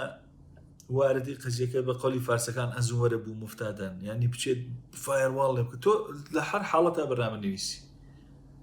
تۆ فایرواڵ دەڤلۆپەر نیت، وەلە بزانە داستانەکە چییە. HTTP لەگەڵ HTTPS فەرقێکە، بۆ فەرقەکە قەرارە چی لێبێ. HTTP ڕیکوێست چییە؟ مەسەلەن فەرقی گێت و پۆست لە لای وێ باچیە، حتا بەو شتێکە کەمکەمە. ئەوە بەعسەیە کە جاری وا بووێمە لەگەڵ کوڕەکانی خۆمان کە دانیشتین لە سەبا پەرداز شێمە تیمێکی زۆر بێکۆمەج بووین بۆ توانیمان مەسەلەن سرێ لە پرۆژە جوانەکان ئێران ئەنجام بین. عەرزم بە حزورە ئەوە لەنا ئەو تیم وەرکانە بێکۆ قسەمانە کرد، جاری وا بوو مەسەلەی ئەمنیەتی پێش بەهاتایەک نێتوانی نەمانەزانێشی چی بکەین منە من لەلای من دایانە من بە کۆ دروستیەکە ئەمە مەسائلێ بوو بە نظری من هەتا ئەو نقطە کارە بە نێتوۆرک و بەلای ئەمنیەت و بە پەسیڤ و ئەکتیڤ نەبێت لەو نقطە بۆ لایەتر کەم دەستی پێ بکەی باش درستە زۆر عالیە پس ئێمە دیدگاهێک بەدەست دێنین وەختێک ئەو دیدگایە بەدەست دێنین لە واقعدا لە حوزەی چونکی وەختێک ئێمە لێڤێلەکەشمان لە باری پرۆگرامێرەوە واردی حوزەی سیستم دیزاین و حوزەی پیادەسازی یەکدانە نەرمەبزاریش دەبین جا چ لەسەر سێرڤەر چ لە بەحسی کانتەینەرایزکردنی ئەپلیکیشنەکان و ئەو جۆرە مەسایلە فکرکەم لەوێدا زۆر کۆمەکمان دەکا ئەو دیدگایەمان هەبێت مەخسوسەن وەختێک ئێمە لە مەفهومێک بنەی کوبەرنەتیز استفادە دەکەین مەبحەسی نێتوۆرک ئەوەی کە چۆن ئەو کانتەینەرانە پێکەوە ارتباط دەگرن شتێکە کە واقعەن بە قەولی ئیندڵێ جاری وایە ئینسان سەری ئەسەن دقیقاً کە ئەوە چۆن ئەو ارتباتش کڵ دەگرێ و ینی پیچیدەیە واقعاً و وەختێکە و دانشە هەبێ زۆر کۆمەک دەکات دەستان خۆش بێ ئاشتایەکی جدید با تۆجۆ لەلایت دەواب سەهاتە کاری ئێمە بەنامنووسەکانی زۆر ڕاحەتەوە کردا مێتۆ دەتوانێت ئێمە بۆ ئێمە مانیتۆرکاوە بە ئێمە تەفەکورکە یەک شت کە لە بیرم چوو من عەرزت کەم ئێمە لە سریە لە پرۆژەکانە لە مەسەلەن دوای 3-4 ساڵ کە بۆمان پێشاد مەسایلی پێنتەسریشنای ئەمنیەتی هاتە بەرەو کە ئەنواعی ئەتەکەکان چۆنە و منی بەرنامەنویست چۆن ئەتوانم ئیجازە بەم کە ئیجازەی نفوذ بم و چۆن ئەتوانم ئیجازەی نفوذ نەدەم لە زمانی میدڵیا بە نەزەری منەوانەی وا حساسەکەنی تر میدڵ و دیزاین پەترنێکیان تەواو کردە حتمما بە شوێنی کاری ئەنواع ئەتەکەکان فێر بێ و بزانێت چی بکاکە نەتوانن کەس ئەتێکیان لێ باشە ئەتەک حتا فیشنگیش بە ئەتەک بزانین باشە یا حتا عزم بە حزورە دیکشنەریش نوعی ئەتەکە ئەوانەیش فێر بێ بە نەزەری من ئینسانێکی زۆر کامڵە چۆن دەتوانین ئەو مەبحەسە ینی ئەگەر ئێمە بمانێت سەرە نەخێک بدەین بە کەسێکە لەم بەشەدا بەخۆی ریسرچ بکە و پەیدای بکە بە چ کیوەرد هایەک بە چ مەفاهیمێک دەتوانێت ئەو مەسایلە پێگیری بکە لە ئینتەرنێتە زۆر ڕاحەت سافتۆر ئەتەکەکان بنووسە سافتۆر ئەتەک دیکشنەری ئەتەک دیداس ئەتەک داس ئەتەک عەرزم بە حزورت فیشینگ SQL injection ئەوانە سێرچ بکات خۆم قبلەن زۆرم سێرچکردا و زۆر جالبە ئەو سایتانش و ئەتەکیان خواردە ئیهێرێ ئێژێ من لەبەر فڵانەشت ئەتەکەم خوارد کۆدەکەیشیان مەسەلەن ناو گیتادانات کۆدم وان نووسی بوو ئەتەکەم خوارد ئاوام لێکە دروست بوو حتا جاری وا هەیە مەسەلەن بە باڵا پایینکردنێکی خەتی کۆ دەتوانێتەوە نەخوایە بە دانیانی کۆدێکی کەپچا لە ناو سەحفەی لاگینەکە یاتوانێت زۆر شت نەخوا درستە وایە عالی دەستت خۆش بێ یەک پرسیاری دیکە کە هەمە بەحسی ئەوەیە کە ئێوە ئەلان مەسەن لە شرکتێکە لە حاڵی حاضردا بەنوانی CTO کار دەکەن یا بڵین لە سەبا پەردازش کە کارتان دەکرد نەحوەی سەبکی کاریتان چۆن بوو ینی فلۆی کارەکەتان بە چ شێوازێک بوو لە ئەجایل و ئسکرام استفادەتان دەکرد چۆن ئەو کارەتان وەختێک فیچر ریکوەستێک هەبوو وەختێک باگێک هەبوو دەمانویست فیکسی بکەین یا دەمانویست ویژەگیکی جدید خلاصە ئیزافە بکەین ئەو فلۆی چۆن تەعین دەبوو چۆن واردی پرۆسەی پیادەسازی دەبوو و لە نەهادا چۆن منتەشر دەبوو لەسەر خودی پرۆداکشن ئەز بە حزورەوە زەمان کە من دڤلۆپەر بووم و یا مەسەلەن لە حازی لیدەرتی ما بووم ئسکرام و ئەجاڵێ وەختە زۆر مەسەلەن خۆی باش نیشان نادا کەم لە 3-4 ساڵی ئەخیرە پەدیدەیەک بەناو ئسکرام مەسەر هاتوو ئێمە لە سەبا پەردازش لە ساڵی 93وانە دەورەی سکرام ماندی وەلێ نەمانەزانی چۆن ئیسفادەی لێ بکەین ئسکرام بۆرد بوو تابلۆیەکمان بوو و تەسکانەمان پێوە چەسپان و دانمانە کرد و ڕۆیشتینەوە بۆ ماڵ وەختێکە جیرا هات ئسکرام مەسەریش هات الان لە شرکەتی ئەنیاک یا لەو دوو شرکەتی تر بوومە لە خاصەتەن لە شرکەتی ئەنیاک 100% خەریکمەوە ڕعایەتەکەم دەیلی تیمۆرکەکان ئسکرام مەسەر لەگەڵ لیدەر تیمەکانە دایانێ لەگەڵ مدیری نەرمەفزارە حتمما دایانێ تەسکێکیش بە عنوانی تەسک لەناو واحدی نەرمەفزیر لە واحدی ئایتیا چۆن دەست پێەکە ریکوست کە لە تەرەفی هەر تەرەفێک و بێ ئۆنەر ریکوست دێتە واحدی تەحلیل واحدی تحلیل لەگەڵ یانە دووسێت خۆی بەڕاستیەکە و لەگەڵ یانە دووسێت دانە جەلەسی پینگپۆنگی سوالی جواب دانێ کامڵەن تەسکەکە پوختەکە بەقەول کە پوختەی کرد لەگەڵ مدیری نەرمەفزارە معماریەکەی دەرێت چ لە لایە نەرمەفزاری چ لە لایە دەیتابیسی خۆ تسکەکەیت لێ بڵاوێتەوە لە ئەو کارانەی کە ئەنجام بوو تیمڤۆرکێک حتمما بەرگزارە بێ لەبارەی و تسکەوە ئەگەر باک نەبێ ئەگەر تسکی سرویس بێ سرویس تسک بێ حتمما جەلسێ دانرێ مدیری شەبکە و مدیری دڤاپس و مدیری نەرمەفزار و DBA دەیتابیس ئەدمین و جارجار خۆشم ئەگەر وەختم بێ حەزەکەم بڕۆم پێم خۆشە حەز ناکەم لای فەنی دوورۆکەم کۆبینەوە بە دەورێک و خۆ پرۆژە دەستی پێکردە ئێمە لای دەیتابیسوانە معماریەکەی دەرێرین تەحلیل بۆ بەرنامەنویس تەسکەکە کاتە فلۆچارت پیات عەرزم بە حزورە بۆ DBA کاتە دەیتا مۆدڵ پیانات LOMی عملیاتیە عەرزم بە حزورە دێواپس و ئەو شتانەیشی ئێمە نۆتیفایەنەکەین کەم پرۆژە قەرارە ئاوا پێش بێت ئەم سرویسانەی گەرەکە لە حاڵی حازرە کلاسرینگەکە و نازانم کانتەینەرەکە و شتەکە ئاوا بێت ڕیسۆرسی سەختەفزاریەکەیشمان تیمی شەبکە و ئەمنیەت هەن و مەسایلی ئەمنیەتەکەیشی پێ مەسەلە نێژین کاکە ئاوایە و با تۆجۆ بە ئەمنیەت دانێک کە تحتی ئینتەرنێت بێ یوزەرەکانی کێ بێ بیزینەسەکە بانکی بێ یا بیزینەسەکە مەسەلەن شتێکی تر بێ ئەوانش مەسایلی ئەمنیەتەکەی دەردێ و زەمانبەندی مشخصەکە تیمی تەحلیل ئێمە بە ئۆنێر تەسک ئەعلامەکەن مەسەلەن لە ئسپرینتی فڵانە 20 ڕۆژی کاری تو لە کێشێ ئسپرینتی فڵانیش ئستارتەکەیەتی ئەبێتە بەکلاگ و ئەچێت لە لای ئەسکرا مەسەر بەکلاگێکا و لیدەرەکان بە هاوتیمەکانی خۆیان تەسکەکان بە ڕۆژە لە دەیلی ڕۆژانەکەی خۆیانە تەسکەکانی نەسانەکە بەڵێ دروستە یەک شت کە من پێم خۆشە ئیشارەی پێ بکەم بەحسی ڕۆڵهایەک نەخشایە کە هەمانە لەم ساختاری کاریەدا مەسەڵەن ئێمە ئسکرام مەستەر پرۆداکت ئۆونەر یا دڤلۆپەرەکان و ئەو ساختارە کە دەڕواتە پێشێ من شتێک کە لێرە دیتم و زۆرم پێجالە بوو بەحسی نەقشی پرۆداکت ئۆونەر بوو ئەو کەسەی کە لە تیمدا هەیە و بەداخەو دیتومە کە زۆر کەس لە تیمەکان ئەو ساختاری کە ئەو مەسئولیەتانی کە پرۆداکت ئۆنەر هەیەتی کە مهمترین بەشی ئەوەی کە ئەتۆمۆسفێر یا بە قەولی جەڤێک کە لە تیمدا هەیە بە سەمتێک دەڕوات تا حدودێکی زۆر لەسەر شانی پرۆداکت ئۆنەرە کە ئەو تیمە چۆن دەڕواتە پێشێ ینی حتا ئەمن لە بیرمە ئەودەم ئێمە پرۆداکت ئۆنەرەکەمان کە گۆڕدرا نەفەرێکی جەدید هات خانمێک بوو ئەسڵەن کلەن جەڤی تیم گۆڕدرا و پێرفۆرمەنسی تیم زۆر چووە سەرێ ئێمە جودا لە مەسائلی فەنیە کە هەمانە ئەو جە و دیدگاهێک کە لە تیمیشدا هەیە یەکێک لە وەزایفێکە کە پرۆداکت ئۆنەر بە نەزەری من لە تیمدا دەبێ هەی بێت بەتایبەت لە وڵاتی ئەمە حاشیە شتێکە کە تیم و پێرفۆرمەنسی ئەو تیمە تەواو دێنێتە خوارە نازانم ئێوە لە تەجروبیاتی پێشووتاندا هەمچین شتێک بووە یان نام من ئەو دەم لە شرکەتێکی گەورەش بوو لە ئێران کە کارم دەکرد یەکێک لە مۆعزەلهایە کە ئێمە هەمان بوو حاشیە بوو حتا کەسانێک کە بوون کە ئەو حاشیان ئیجاد دەکرد و ئەو حاشیە کولی جەوی تیمی دەشێوەوە پێرفۆرمەنس بە شەدەت دەهاتە خوارێ جا لێرەدا دەگەڕێنەوە سەر مەبحەسێک بنەی تیم وەرک و سافت سکیل کە ئەگەر ئێمە بمانەوێ ئشارەی پێ بکەین ئێوە چۆن باسی ئەو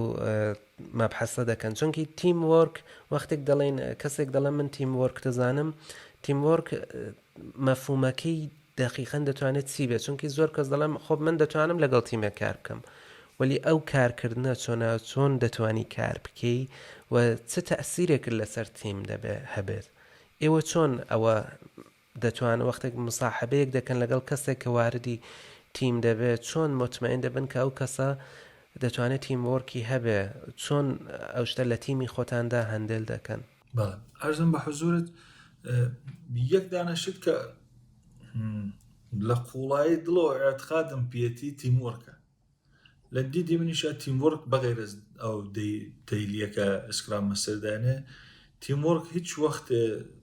زەمان و مەکانی بۆ نییە یەک تیمی ئایتی زەمانی موافقە کە هەرچی شتێ لە تیموەرکە حەلکە لە هەر لەحزەیەکە تۆ زانێ دووچاری مشکل بوویت گیرت کردن نازانی چی بکێشی تیموەرک لێبێ جا فەرقەکە لە ناو داخڵی تیمی خۆتا بێ لەنا فران تا بێ بەکێن تا بێ ئەمنیەتیەکان بێن نێتوەرکەرەکان بێن دێوابسیەکان بێن ئەشە حتمما دەرخاست بێ حتا ئەو جونیۆر دڤلۆپەرە حتمەنەشە بە لیدەرەکەی دەرخاستی تیموەرک بە ئەنجام ئەگەر بزانی لازمە حتمەنە و تیموەرک دوو باشی هەیە، یەک شێرکردنی دانشە، ئەمە تلعاتی خۆمان شێرەکەی نەسەر و مەوزوعە لەبارەی ئەو مەوزوعەوە زاوی دیدمان پێە. دوو نۆتیفایکردنی یەکترینە کە من خەریک ماوە کارێکەکەم ئەو مشکڵش بۆ پێشاتە تەفەکوورەکانیش گشتان بزانن ئەوە خەریکە ئاواچێتە بەرەوە کە لە ڕۆژی مەسەلەن عەمەڵیاتیە گشتی کە زۆر مهمە کە تیمێکی ئایتی خەریکن کارێکەکەن بزانن خەریکن چیەکە بۆچی ئەو کارە ئەنجامان. من حتا مەخسوس ئەگەر سرویسێکی جدید گەرەکمان بێ بخەینەڕێ من بازاڕی هەدەفەکەی شێژم کە مەسەلە نێژم بەڵێ ئێمە گەرەکمانە بۆ فڵانە لە بنیامەکانی استفادەکەن و ئەو بنیامانش تەفەکوریان ناوایە چۆن نزانی بۆچی لە حتا لای یوایویکسە یوزر فرندیەکەی شێواتە سەرۆ کە بەڵێ قەرارە مەسەلەن لەگەڵ ئەم ئەپلیکیشنە قەرارە لە شاری سەقز دیپلۆی بێ و خەڵکی بۆکانیش ناتوانانی استفادە لێ بکەن. کاڵچێری خەڵکی سەقز لە یوایویکسەوە پیادەبێ لە حازی قدرەت و زۆر شتەکە موافقەکە. ئەڵبەتە ئەوە مثال بوو کە خەڵکی بۆکانیش توانی استفادە لێ بکەن ئێمە توان دەستڕەسیان ئەزم بە حەزورت ئەوە مەسەلەی تیموەرک. دوو لە مساحەبەکانمان من ئەکسەرەن ئەڵبەتە خۆ بە ئیسا متەسفانە زۆر وەخت کەمەکەم بچمە ناو مساحەبە وەلێ ئەگەریش بڕۆم و بە ترای ڕفێقەکانیشم وتەگەر کەسێ دێمە مساحەبە لەگەڵی تیموەرکە بەرگوزارکە. ئەوڵین مشکڵی خۆت لە شرکەتا کە ئەزانێ و تەرەفە فرانتەیە بەکێندە لەو لایە بێ دەستی پێ بکە لەبارەی قسەکردن حتمن بیوەژێر سوال حتمن نەزەرەکەی ڕادۆکە بزانانی واکنشی چییە. ئەگەر ئەو پیشنهادێکی دا حتمن بێژە من لەو پیشنهادە ئیسفادە ناکەم، من لە فڵانە تەکنۆلۆژی ئیسفادەکەم، تۆش مەجبوری لەوە ئیسفادەکەی نەزەرە چییە. وە زۆریش بۆ مهمەکە و فەردە بێت لەگەڵی تۆ دەستکا بە مشاجرەکردن لەوەی کە ناتۆ لەوە ئیسفادە مەکە بەم دەلیلانە بەم ڕەفرەنسانە. سێ چوار سوعالی وای فەنیان لێ پرسم لێ پیانێژم دوای ئەو سێ چوار سوعالە فەنیە کە ئەو تیموەرکە بەرگوزار بوو قەتەن استقدامە دووە مەسایلی تر حاشیش کە خطوتی قرمزە متەسفانە هەر ئەمڕۆ دوو نەفەر عەدەمی نیازم بوو لەبەرەوە ئەو مەسایلانیان دەراوردە چون تیم قەتارێکە کە بە سورعەت ئەڕوا بۆ ئیسکای هەدەف هەر کەس حاشیی دروستکە لە ئیسکای بەعدیاشی پیادەکەی وەجالبە لە توولی ئەم چەند ساڵیشا کە کارم کردا ئەو ئەفرادەوە حاشی دروستەکەن خۆیان پیاداون لە ئیسکای بەعدیە تۆ ئەسڵ کارە پیانیە فشاری بۆ خۆیان زیاترێرن. ئەوەیە بۆ کەسانەی کە هاوڵاتی خۆمان و خەریکی ئایتێ بن هەر شرکتێک لە هەرکی دنیا بچن بە تایبەت لە ئێرانە حاشیە خەیان نەگرێ جا باش وایە تۆ فقط ئاگال لەو هەدەفی خۆت بێ ئەوانە فقط سورعەت گیرە دەستە نازن ناڵێت تۆ بڕۆیتە بەرەو خۆت قاتیان مەکە خەریک کارەکانت بێ من لە هەزاران حاشیم بۆ جوداتە ئەسڵ ئەنەهوو لەو شرکتیشان من نیم فقط دانیشتوم لە گۆشێک و هێدفۆنی خۆم لێدا بوو کۆدم لێدا هیچ کاری ترێکم نایە. درستە زۆر بیرورایەکی جوانە اتفاقاً ئەمە نەودەم تەجروبەیە کە هەم بوو لە هۆلاند ئەوەڵ ملحق بووم بە شرکتێک کە ئێرانی هۆلەندی بوو و لەوێدا بەداخەوە ئەو کەسانی کە لە هاوکارم بوون ئێرانیەکان بە شدت حاشیەیان دروست کرد و هەرەوە باعث بوو کە ئەمن لەو شرکەتە ئیدی تەمایلێکم نەما کە بمێنم لەوێ و ئەو حاشیەیە باعث بوو کە ئەسڵەن جەوی تیم عەدەمی ئێعتمادێکی عەجیب بە وجود هاتبوو. زۆر جالب بوو جارێک یەکێک لە هەمکارەکانمان گەڕاوە کوتی ئەلان ئەتۆ وەختێک دەسی لەگەڵ ئەو کەسە قسە دەکەی مطمئینی دوای پشتەری تۆ قسە ناکەن یعنی عەدەمی ئێعتمادێک بە وجود هاتبوو کە ئەسڵەن کەس نەیدەزانی ئەسڵەن شرکەتت بۆ ئاوای لە هاتووە و ئەویش بە بڕوای من دەگەڕێتەوە سەر ئەو کەسەی کە لیدرە بۆ مەسال وەختێکەوە چاو لە ماڵێک دەکەن چاو لە کشوەرێک دەکەن چاو لە جگایك دەکەن ئەو کەسەی کە سەرکردەی ئەو ماڵەیە بیرروڕایەکی چۆنی هەبێت لەو تیمەشدا پیادە سازی دەکا. من ئەودەم کە شرکەتم ئاواز کردچوومە ئەم شرکەتە لە هۆلەند جەلەسەی مانگی ئەوەڵ کە مانگی ئانبۆردینگی پێ دەڵێن پرۆبیشن و ئانبۆردینگ ئازمایشی پێ دەڵێن دوای ئەو یەک مانگە معلوم دەبێت کە تۆ دەتەوێت لەوێ بمێنی یا شرکت لە تۆ ڕازی، ینی هینێکی متەقابل دوو تەرەفەیە کە یا ئەو کەنسەلی دەکە یا ئەو یا هەردووکیان موافقن و ئێدامێ دەدەن. کە دوای ئەوەی کە تێپەڕم کرد ئەلبەتە پێش ئەو بوو تیم لیدەرەکەمان کە هات شەفافیەتێکی ئیجاد کرد کە ئەسڵەن ئێمە چۆن کار دەکەین. نکتەیەکە ئیشارەی پێکرد کوتی مشکلت لەگەڵ هەر کەسێک هەبوو بە هیچ عنوان حەقی ئەوەت نییە کە بێ لە لای کەسێکی کە باسی بکەی جەلەسەیەکی وان ئۆوان لەگەڵ و تەرەفەدا دەنەی مشکلێکت کە هەیە ڕۆک پێی دەڵێ ئێمە پشتی سەر قسەکردن و نازام حاشیە دروستکردن کە جێوی تیم تێکدا لە فەرهەنگی شرکەتی ئێمە دانیە و ئەو فەرهەنگەیە کە باعث دەبێ و تیمە موفق بکە. شکر بۆ خوددا دوای ساڵ و نیوێک تیمی ئێمە جزوی تاپترین جا ئێمە نزیک بە فکرم 50 تیمی تەدایە شرکەتی ئێمە جزوی ڕەنگهای 1 تا 3 شرکت بوو بە خااتری ئەو فەرهەنگە کە لە تیمی ئێمەدا هەبوو زۆر توانیمان قەدەمایەکی باش بەرینە پێشە و زۆر عالیە. ڕاستی حاشیە سەمە دقیقاً. نکتەیەکی کە ئێشارەتان پێکرد بەحسی دیدگاهێک کە نسبەت بە پرۆداکتەکە هەتانە بۆ ئایندە ئەوە چەندە کۆمەک دەکا بە یەکدانە دڤلۆپەر، ینی ئەلان چونکی مەسەلەیە کە هەیە ئەمن دەمەوە یەکدانە فقط کۆدێر بم یا کۆد بنووسم فقط یا ئەوەی کە بەرەو سەمتی سافتوێر ئێنجینیر بوون بڕۆم یا ئەوەی کە چونکی دیتومە زۆر کەس کە سافتوێر ئێنجینیرن دوای دەبن بە پرۆداکت ئۆنەر، یعنی دیدگاهێکی فەنیان هەیە کە دەبنە پرۆداکت ئۆنەر بۆی کە بزانن کە ئەو مەحسوولە لە باری فەنیشەوە دەرک بکەن. ئەوە چەندە کۆمەک دەکا بە یەکدانە بەرنامەنویس کەسێک کە بەرنامەنویسە ئەو دیدگای نسبەت بە مەحسوولەکە هەبێ و چۆن ئەو دیدگای ئیجادکا و چەندە کۆمەکی دەکا لەو مەسیرەدا بە کوالیتی کارەکەی کۆمەک دەکا بە ڕۆشتەکەی کۆمەک دەکا. ئەرزم بە حزورە دێک کلمی جوانی استفادە کرد کۆدەر لە دنیای ئەمڕۆ من احساسەکەم کۆدەری تر خەریکە نەسیان منخەرزە بێ چون هەم کۆدەکە زۆرە لە ناو گیت و لە ناو ڕیپازیتۆریەکانە هەم چێت جیبیتیش خەریکە کۆدەکانمان بۆ تۆلی دەکا پس با ئێمە دڤلۆپەر بین باشترە و کۆدەی کە وەریەگرین استفادە لێکین. ئەوەی کە لە ئایندا ئەو پرۆژە چی لێ دێت چۆن چیەکە فقط تەنها کۆمەکێکی هەیە بۆ ئەو ئەفرادەی کە کلین کۆدیان باش خوێن دەبێت دیزاین پەتەریان باش خوێن دەبێت چۆن استفادە لێ بکات. ئەگەر ئەوانە بێت تۆ توانای لەگەڵ یا قسە بکەیت بێژی من ئەپلیکیشنەی کە خەریکمەی نووسم یا ئەم سرویسەی کە خەریکمەی هێرمە سەر TPSم گەرەکە مەسەلەن لە حەدی 1000 یعنی 1000 TPSەکەی 1000 بێت شی تۆ ئاگال لێ بێت چۆن کۆدە نووسی، یعنی تۆش ئاگال لێ بێت کە وایە ئەنجامی بێت. دوای ئەوە دێدلاینی پێبێت کە مەسەلەن بەڵێ 3 ساڵ قەرارە بێ بە 1000 یا تەساعودی هەرچی مانگە 1000 خەریکە ئەچێتە سەرەوە. خۆ بۆ بەرنامەنویس فقط یەک بار کارکردنە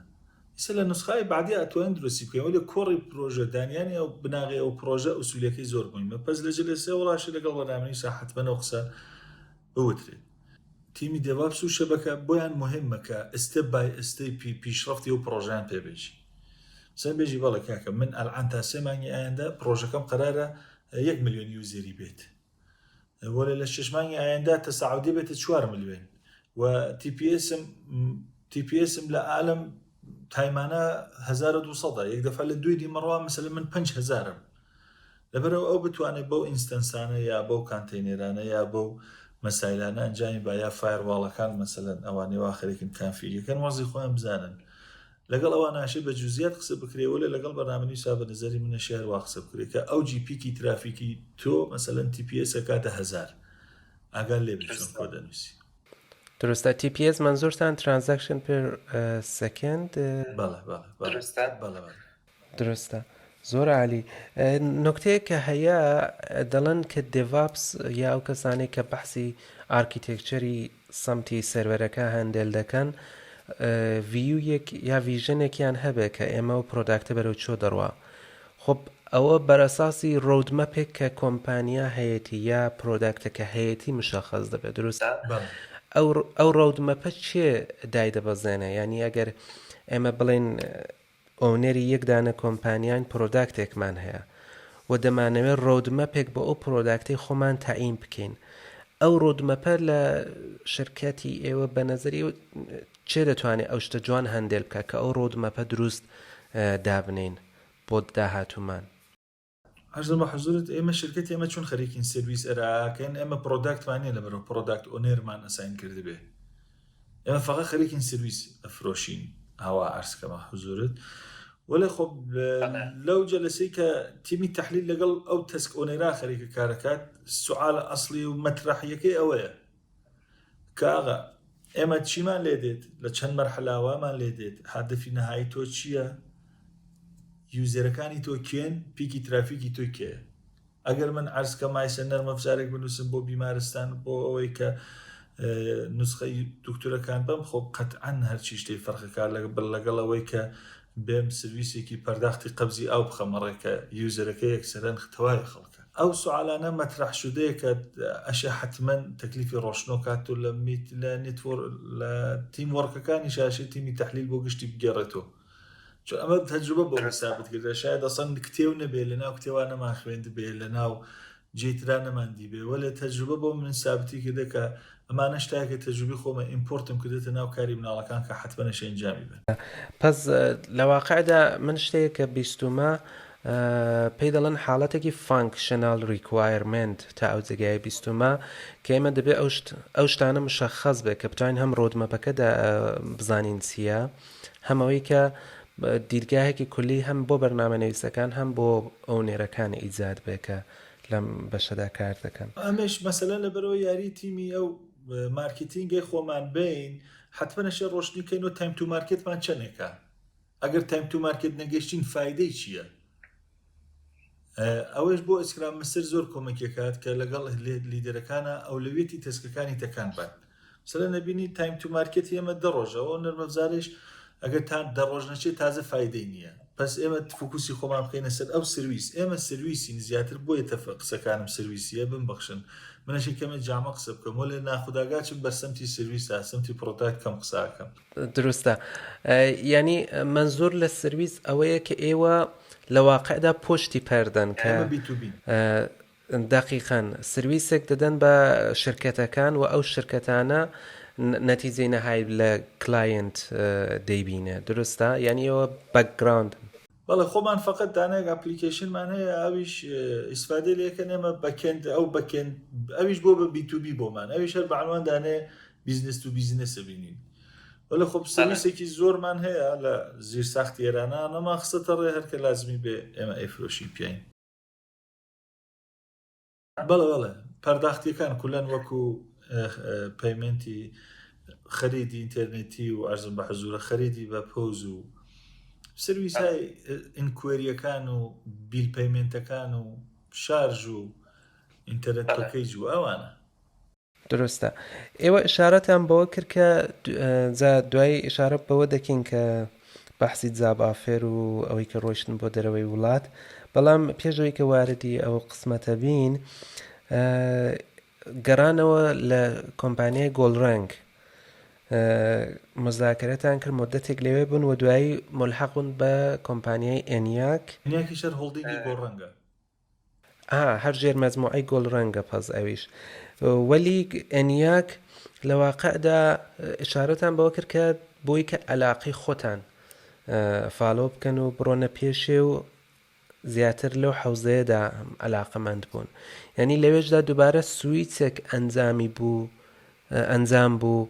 یا ئەوەی کە هەر لە شرکەتی گۆڵڕەنگ لەو حەوزەی وا دەتانویست ڕۆیشتنە پێشێ ئەو بەشەمان بۆشی بکەنەوە زۆر باش دەبێت. ئەرزم بە حزور زمانێکە من گەڕامە بۆ ئێران مەجبور بووم ئەو شرکەتە ڕۆیشتم کە تۆلیدی سندوقای فروشکاییە تیمشا لە سەد حکایە لە ڤڵێکە بەرەو سەرتر ئیتر سریە شت بۆ تۆ نیازمەندی علمی نییە سەر من ڕۆیشت بۆ شرکەتە سندوقێکی فروشکایی بوو خۆ نەرمەبزارێکی قەدیمیان بوو سندوق فروشکایەکانەوەی تۆچی لە سوپەرمارکتەکان بە بارکۆد ڕیدەر لیاو لە پشت و ئەمبارێکی هەیە و فاکتۆرە بۆ تولید دەکەوتەوە مشکڵاتێکی بوو چەند هەزاردانە لەو فروشکانەی گۆڕەنگ کرد لەگەڵ یاخەری بووکاریانە کرد مشکڵاتی پەرفۆرمەنسی و مشکڵاتی عەرزم بە حزورت یوزەر فرێندی و تەکنۆلۆژی قەدیمی بوون و ئەو شتانیان بوو و تحتیڤێ بیش نەبوو دەستاپ ئەپلیکیشنێ بوو من چوم لەوێ مدەتێک مەجبور بووم چونکە ڕابوومە بۆ ئێران ئافرەکە باش بوو علاقەی من نەبوو گەڕامە بۆ ئێران چوومەوەم خستەڕێەوە دوایەوە کە کارەکانیشی تاو کرد هەر بۆنت بەو تەفەکوڕێژە ڕۆشتە بووم کە بچمە ئەوێ دوبارە من لە ئێران ئەستارت لێ بم و دوای مدەتێک بە نقطەیە گەیشتم بێمە دەرەوە بچمە ناو تەخەسوسی ئەلکترۆنیک بانکیەکەی خۆم یا پەیمنتەکەی خۆم چون من یەک شانسم بوو کە زمانێک لە ئێرانە شاپەرەک ڕێکەوت نازانم شاپەرەک بناسییانە عەرزم بە حەزورە جوزی ئەو ئەفرادە بووم کە لە ئەوەڵی شاپەرەک ئێمە دەسماکە بە دەڤلۆپکردن خۆ زۆر تەخەسوسی تیا بووم تەکنۆلۆژی ئیزۆ 85 مبتەنی بەرکارتەکە پرۆتۆکۆلێکی ارتباطی بینی سویچ و کارتە لەوەیشا باش بووم حەز بەکرد گەڕێم کەم دەست پێکرد دوای زانی مەسەڵ ئەنیاکیش هینی هەیە ئەو شرکە ئەنیاکیش هەرە و سلوشێنەیەوە من تایە تەخەسم هەیە لەو دەجیجە گەیشتم لێوە مفیدترم لێوە مثبەتترم تا شتێکی شەکە وەختێک کارەکەی شەکەی بە قەولی فارسەکانەژە حاڵە دلەمان خوب بوو اونجا ئیتر گەڕام بۆ ئەنیاک و لە ئەنیاکیش فعلەن دانیشتم تەسبیم نییە هیچ کارێک بکەم حوزەی پەیمنت کە ئیشارەتان پێکرد من تقریبا 1 مانگە دەرگیری بووم و بەخۆشمە و ئەحساسم هەبوو کە حوزەی پەیمنت زۆر حوزەیەکی خۆش و ئیشتیاقم بۆی هەبوو بەڵام یەکسەری پرسیار کە هەمە لە پەیمنتدا ئێمە ئیستلاحاتێکی عەجیب و غەریبمان زۆرە مخفف و ئەبریڤیشن هەیە کە هەمانە بێحەد زۆرن ئستاندارد های ئیزۆ کە هەمانە لەوەدا پیادە سازی دەبێ بۆ مثال وەختێکە ترانزاکشنێک ریجێکت دەبێ دەگەڕێتەوە 1009 چەند حاڵەت پێش دێ ئەوەی کە یا تەراکۆنش کامل نییە یا ئەوەی کە خلاصە جا ئێمە چونکی بە ڤیزا و مەستەر کارتوانە کار دەکەین هەندێلکردنەکەی بۆ شێوازێ بەر ئەساسی داکیومنتی ئەوان دین ئەو شتە پیادە سازی دەکەین مەسەلەن دیئی فلان دیئی عەدەدی فلان دەبێتە ئەو معنایی هەیە کە لەو لێوێڵەدا دەچێت و کارە دەکاوە و ئیلە ئاخر ئەو شتە پێم خۆشە بزانم لە سیستمی پەیمنتی ئێران چۆنە یعنی ئایا یەک مەفاهیمی مشابهە لەگەڵ دەرەوەی وڵات ڤیزا و مەستەر کارت و ئەمریکان ئەکسپرس و ئیلە ئاخر و چۆن ئەو شتە هەندێل دەکەن چونکی ئێران بۆ دەرەوەی وڵات هیچ تەراکۆنشێک وجودی نییە چۆن ئەو شتە هەندێل دەکرێت لە ئێراندا حەزورت ئەمە لە ئێرانە خۆب ئیزۆ خۆب تەواوی شتەکانی ئێران و خارجی بۆ نییە گشتێشی ئیسفادەی لێ بکەین تەرە سەتڵمێنتمان هەیە ڕیڤەرسمان هەیە عەرزم بە حەزورت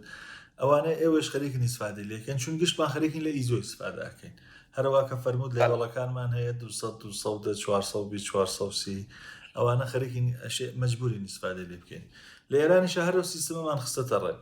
ئێمە شەبکەی وە شەبکەیەکی جەهانی مەسترتان هەیە ئێمە شەبکەیەکی ئێرانی بانکیمان هەیە بۆ خۆمانەوەمان نەخستەتە ڕێ ئیسە لە وەسەتی سویچ یا تەرمیناڵێک یا ڕگولاتۆرە لە وەستا وێسات کە خەریکە کارەکانی من ئەنجامە وەک شاپەرەک وەک شتابی بانکی جنابە لە مەسەلەن شتابی بانکی بە کارتی بانکێکی مەسەلەن ملیۆ ئەڕۆیتە بەر ئەیتیەمێکی بانکی سادرات پوڵەکە نێری بۆ بانکی سامان ئەمە پێشن تەراکۆنشی سێوەچی لە ئێرانە خۆ ڕگولاتۆریەک لە وەسەتی ئەو شتابە وێسا دێمە مەسیجەکانمانی بۆرینین و کارەکانی ئەنجامای هەر ئەو بەشەی کە لە خارج پیادە بوو منیش لەوێ لەگەڵ یاشنا بووم ئێمەش پیادەمان کردەوە لێ زۆر جالبە ئێمە کەمە کامڵتر پیادەمان کردە ئێمە تەراکۆنشی ڕیجەکتیمان نییە لە ئێرانە تەراکۆنشی تایماتیمان هەیە وەلێ تەراکۆنشی کە تۆ بینێری و بێژن مەسیجەکەی کامڵ بوو ئێمە نیمانە چون پیادە سازیەکەی باشتر ئەنجام بووە بەڵێ لێرە ریزێکتی ئەسەن یەکێک لە کێشەهای ئەو سیستمهایە کە دێنەوە وەسەد وەکو مۆلی وەکو ئەوانەی کە دێن حاڵەتی ئەکوایرینگ بانکی پێدەڵێن کە دێنە وەسەد بینی فروشگا و ئەشە پرۆتۆکۆلەکانیان دروست پیادەکەنە میشوێری ئەکواریەکە زیاتر لە فیلدی 128 تا دووشاری داستانەون بۆیە تەراکۆنش ناقسەوێ مەک ئێرۆران مەگەرۆر ئەکسپشنەکان نازانم لە فیلدی 128 دیتانەیەنە ئەوە چون دروست پیادەی ناکەن ئەو چون لەگەڵ مەکەکایە چنیێژە تەراکۆنش ناقص وەڵێ مەلەتی لە زمانی تێستا کامڵ دروستیەکەین مەکەکەمان فریزەکەین ئیتر قەت بۆ مشکڵە ناخۆین مەگەر ئەوەی کە ئینتەرنێت قەت بێمە تەراکۆنشەکەمان تایماوت بێ مەجبور بن ڕیڤێرسی بکەین و زیاتر لە ئێران ڕیڤێرسمان زۆرترە مەفهومێک بە نێوی ریفاند لە ئێراندا هەمانە بەڵێ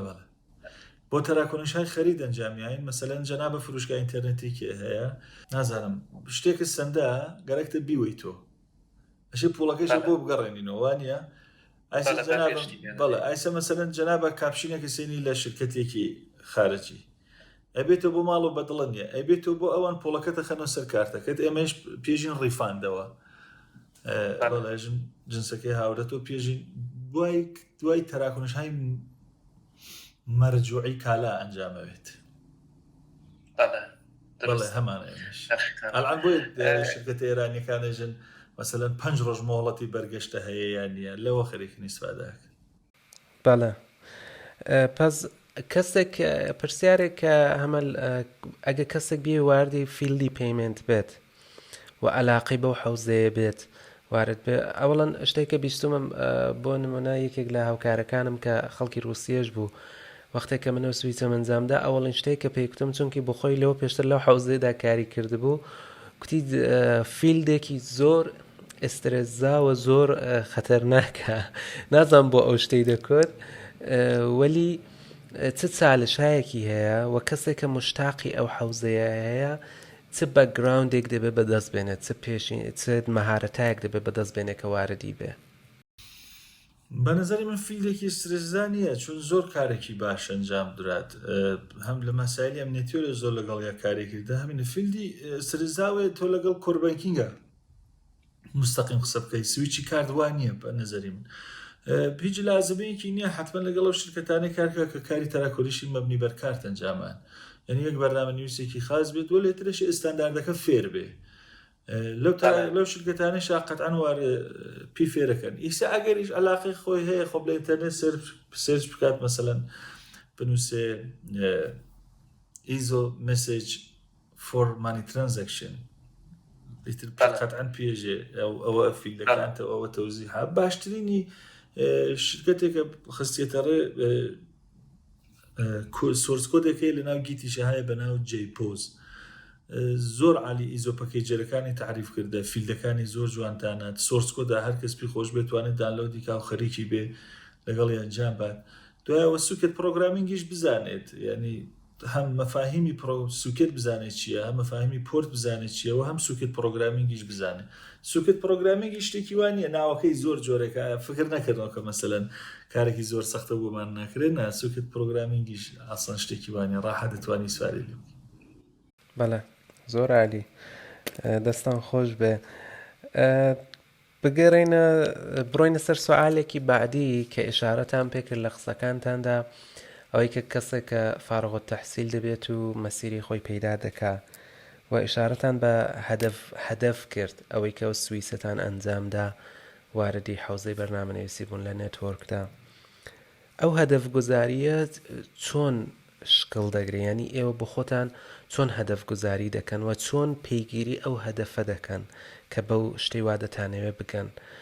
بۆ مثال ئێمە لە کۆمپانیادا لە نێو خودی کۆمپانیا ئێمە تیم لیدەرەکان ئەوانەی کە لێڤێڵێک سەرترن دێن بە بەرنامەنویسەکان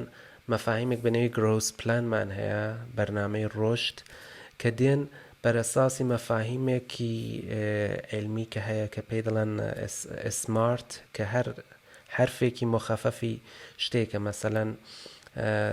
ئەوەی کە قابلی ئەندازەگیری بێ قابلی دەستیابی بێ تایم بیس بێ و ئیلا آخر ئێوە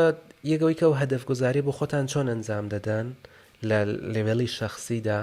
و دووژەوەی کە لە لێڤێڵی کۆمپانیادا چۆن ئەو شتە هەندێل دەکەن مەسەلەن ئێوە بۆ کارمەندەکانی خۆتان بۆ ئازای تیمتان ئەو مەفهومێک بەنێ گرۆس پلان یا هەدەف گوزاری بۆ کارمەندەکانتاندا هەیە لە شرکتێک کە مەسئولین چۆن دەیبەنە پێشە بەڵێ خۆ ئەوڵەن بۆ شخصی خۆم بیر و باوەڕی من بوو ینی هەر کەس بۆ شخصی خۆی بیر و باوەڕێکی خۆ من حەزمە کرد هەمیشە هەر زمانێکە دەستم بەکار کرد حەزمە کرد هەمیشە جوزی ئازای ئەسڵی تیم بم جوزی ئازای نازانم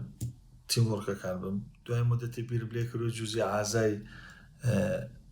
شرکە ئەسڵی شرکت بووم بەعنوانی ئەفرادی کلیدی شرکت لەسەرم حساب کرێ بە قەولی کوردی هەمیشە حەزمە کرد لای سەریۆ دانیشم ئەوە بوو کە بۆ ئەو لای سەریۆ دانیشتنیش جاری وا بوو خۆ سوالم زۆرە پرسی دانیشتم فکرم لێکرد و زانم چی کردە کەسێکم موفقە دێ حتمما لێمە پرسیێت تۆ چۆن ئەوە چیەکەی دوای مدەتێکیشی تر حەزم کرد لە سەرعەتی بانکداری ئێرانە کەمکەم بمناسم متەسفانە خۆ دروستە بەوەش گەیشتمە لێ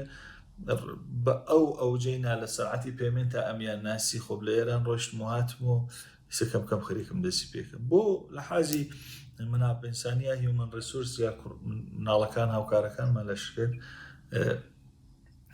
لە شرکەتی ئەنیا کێمە مؤەزەفمان کردە کە مناڵەکان حتمما هەفتەی دەفعەیەک هەفتەی یەک جەلەسە یەک نەفەر بێت مۆزوعێکی جدید کە لە فیلدی خۆیەتی ئێرائێ بەکێن بێ فرانت بێ ئەمنیەت بێ فڵان بێ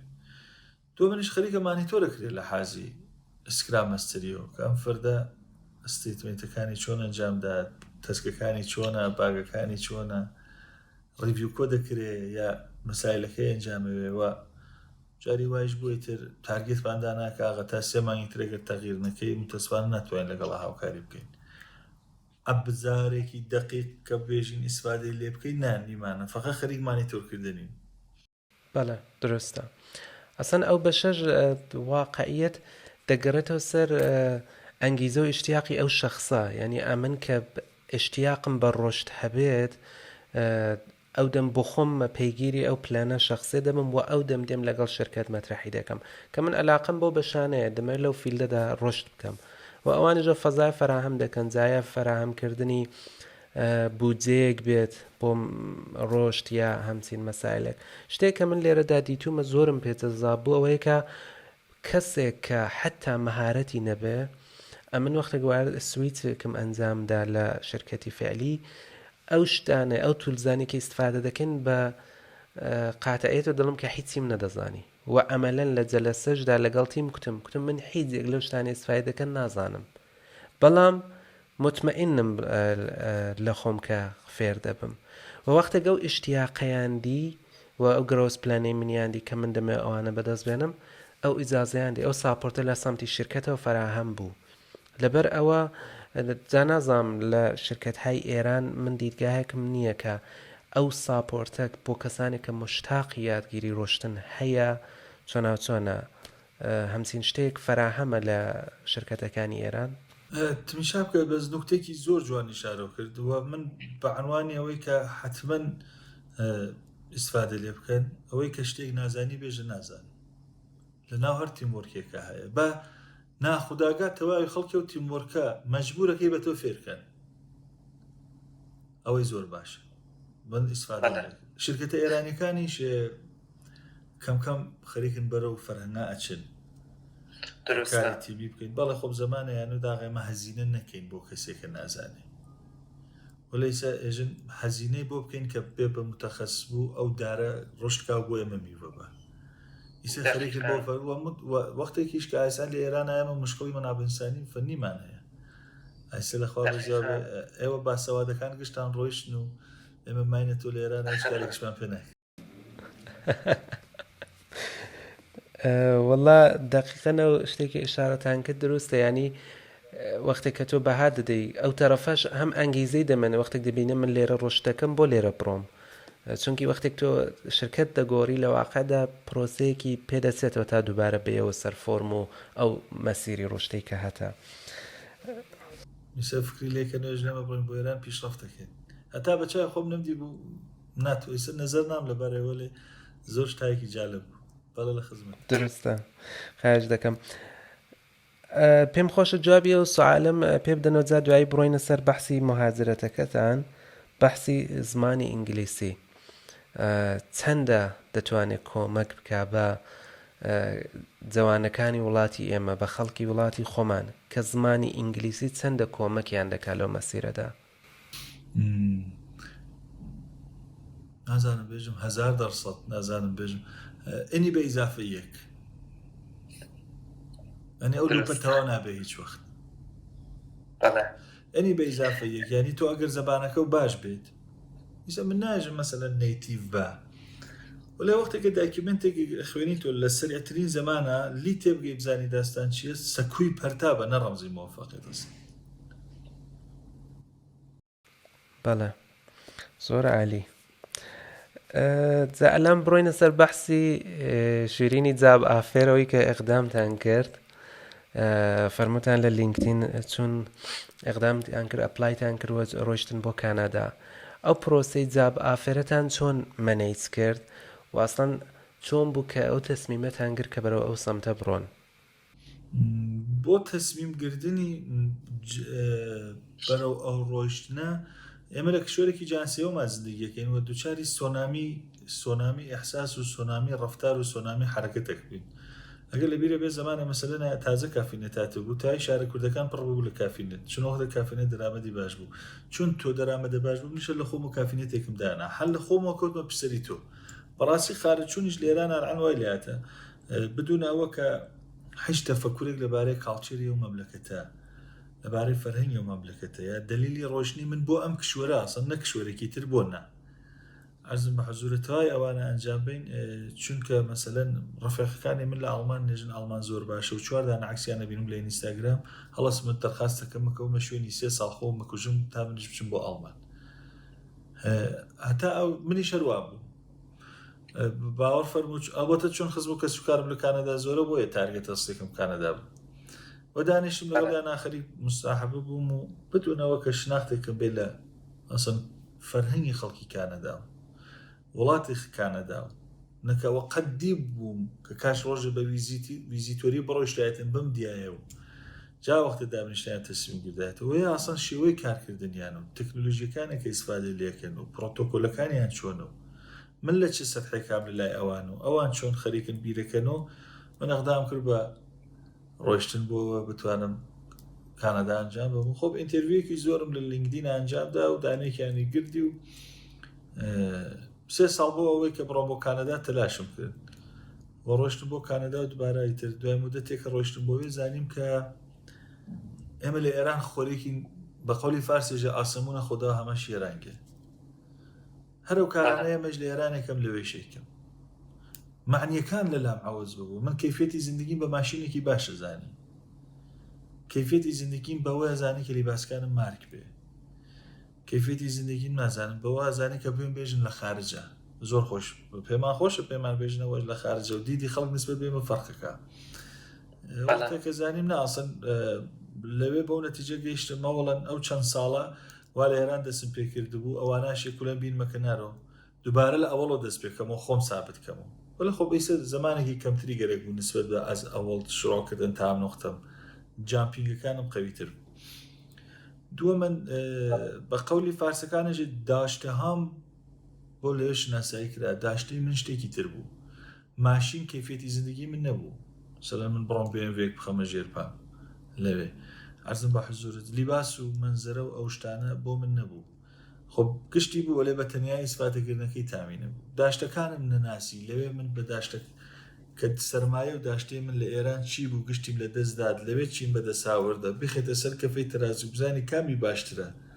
لەو سەردەمەی بۆ من ژیانم ماوە تا ڕۆژە ئەمرم چەندێکی ماهات ئەمە زیاتر بەکارم دەیە ئەوە تەسمیم گر بێەوە بۆ ئێرە.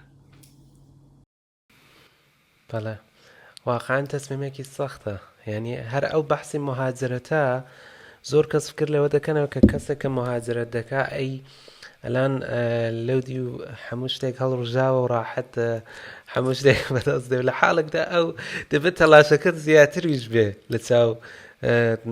ئێران چونکی تۆ کولن واردی فەرهەنگێکی جەدید دەبی واردی محیتێکی جەدید دەبی یعنی عەمەلەن دێ سیفر حتا شاید بڵم ژێر سیفر و واقعاً پرۆسێکی زۆر سەختە. یعنی مهاجرەت بە قەولێکێک لەو بەرەزانە و دم لە کۆوەرکینگ سپیسێک لە تاران بووم ئاغای کات بوو ئەگەیشتبانەکەم کوتی من وەختێک کە چوم مهاجرەتم کرە و دەم لای ئینگلیز بووم عەمەلەن خانەوادە و دۆستان و نزیکان وەکو چرایەکە کە شلی دەکێ و ئیدی نورەکەی نابینی و ئەو نورەی دەڕوا و ئەو دەستڕەسیەی کە تۆ دەدبێ فەقەت لە تەریقی ئانلاین و تەواو و ئەو حس و حاڵەی نییە واقعاً قبولمە. و سوالێک کە هەمە ئەگەر ئێوە بتانە مقایسەکەن لە حاڵی بەرحاڵ ئشارەتان فەرموو کە لە بەحسی دیدگا و دیدگایەکە هەتان بۆ بەژیان ئەگەر واردی دیدگاهی مقایسەی بەشی فەنی بین چۆن ئەو شتە مقایسەی دەکەن لە وڵاتی خۆمان لە ئێران و لە دەرەوەی وڵات ئەو فەنیە چەندە کامیان بە قەولی معروف دەڵێت کەفەی تەرازوەکەی سەنگینترە خب هین خارج لە ئێران زۆر سەنگینترە زۆریش نا سەنگینترە لەبەرە ئوسولی تر کارەکەن باش دیپ دەکەنە سەر مەوزوعێک لەسەر ئەو مۆزوعات و دیپە بیوە کامەڵان تەوای ئەو شتێکە لە ئەوڵی قسەکان ماوەتم وتم بەو ئەمقی قیانوسی یارامە بە حەسەبن تۆ متەخەسسکن فەرایەندی وسولی سازمانیەکەیشیان دروستە وەلێ سینگڵ تەسکەوی تۆ یعنی کامەڵە ئینسانێکی سینگڵ تەسکی یعنی لەسەر ئەو فیلدەی کە هەتە فەقەت لەسەرەوە ساحب نەزەری نایڵن ئیسایە سیاسەتەکانەوەیە کە ئەشێن نیروی کارافرینەکانەوە بێ یا مدیریەتەکانەوەیە دووە من ڕاحەتر لە تەکنۆلۆژیای جدیدی سفاداکەن زەمانە پێیان ئەو فشار و ئەسترسی کاریەکە لە ئێرانە هەیە لەوێ نییە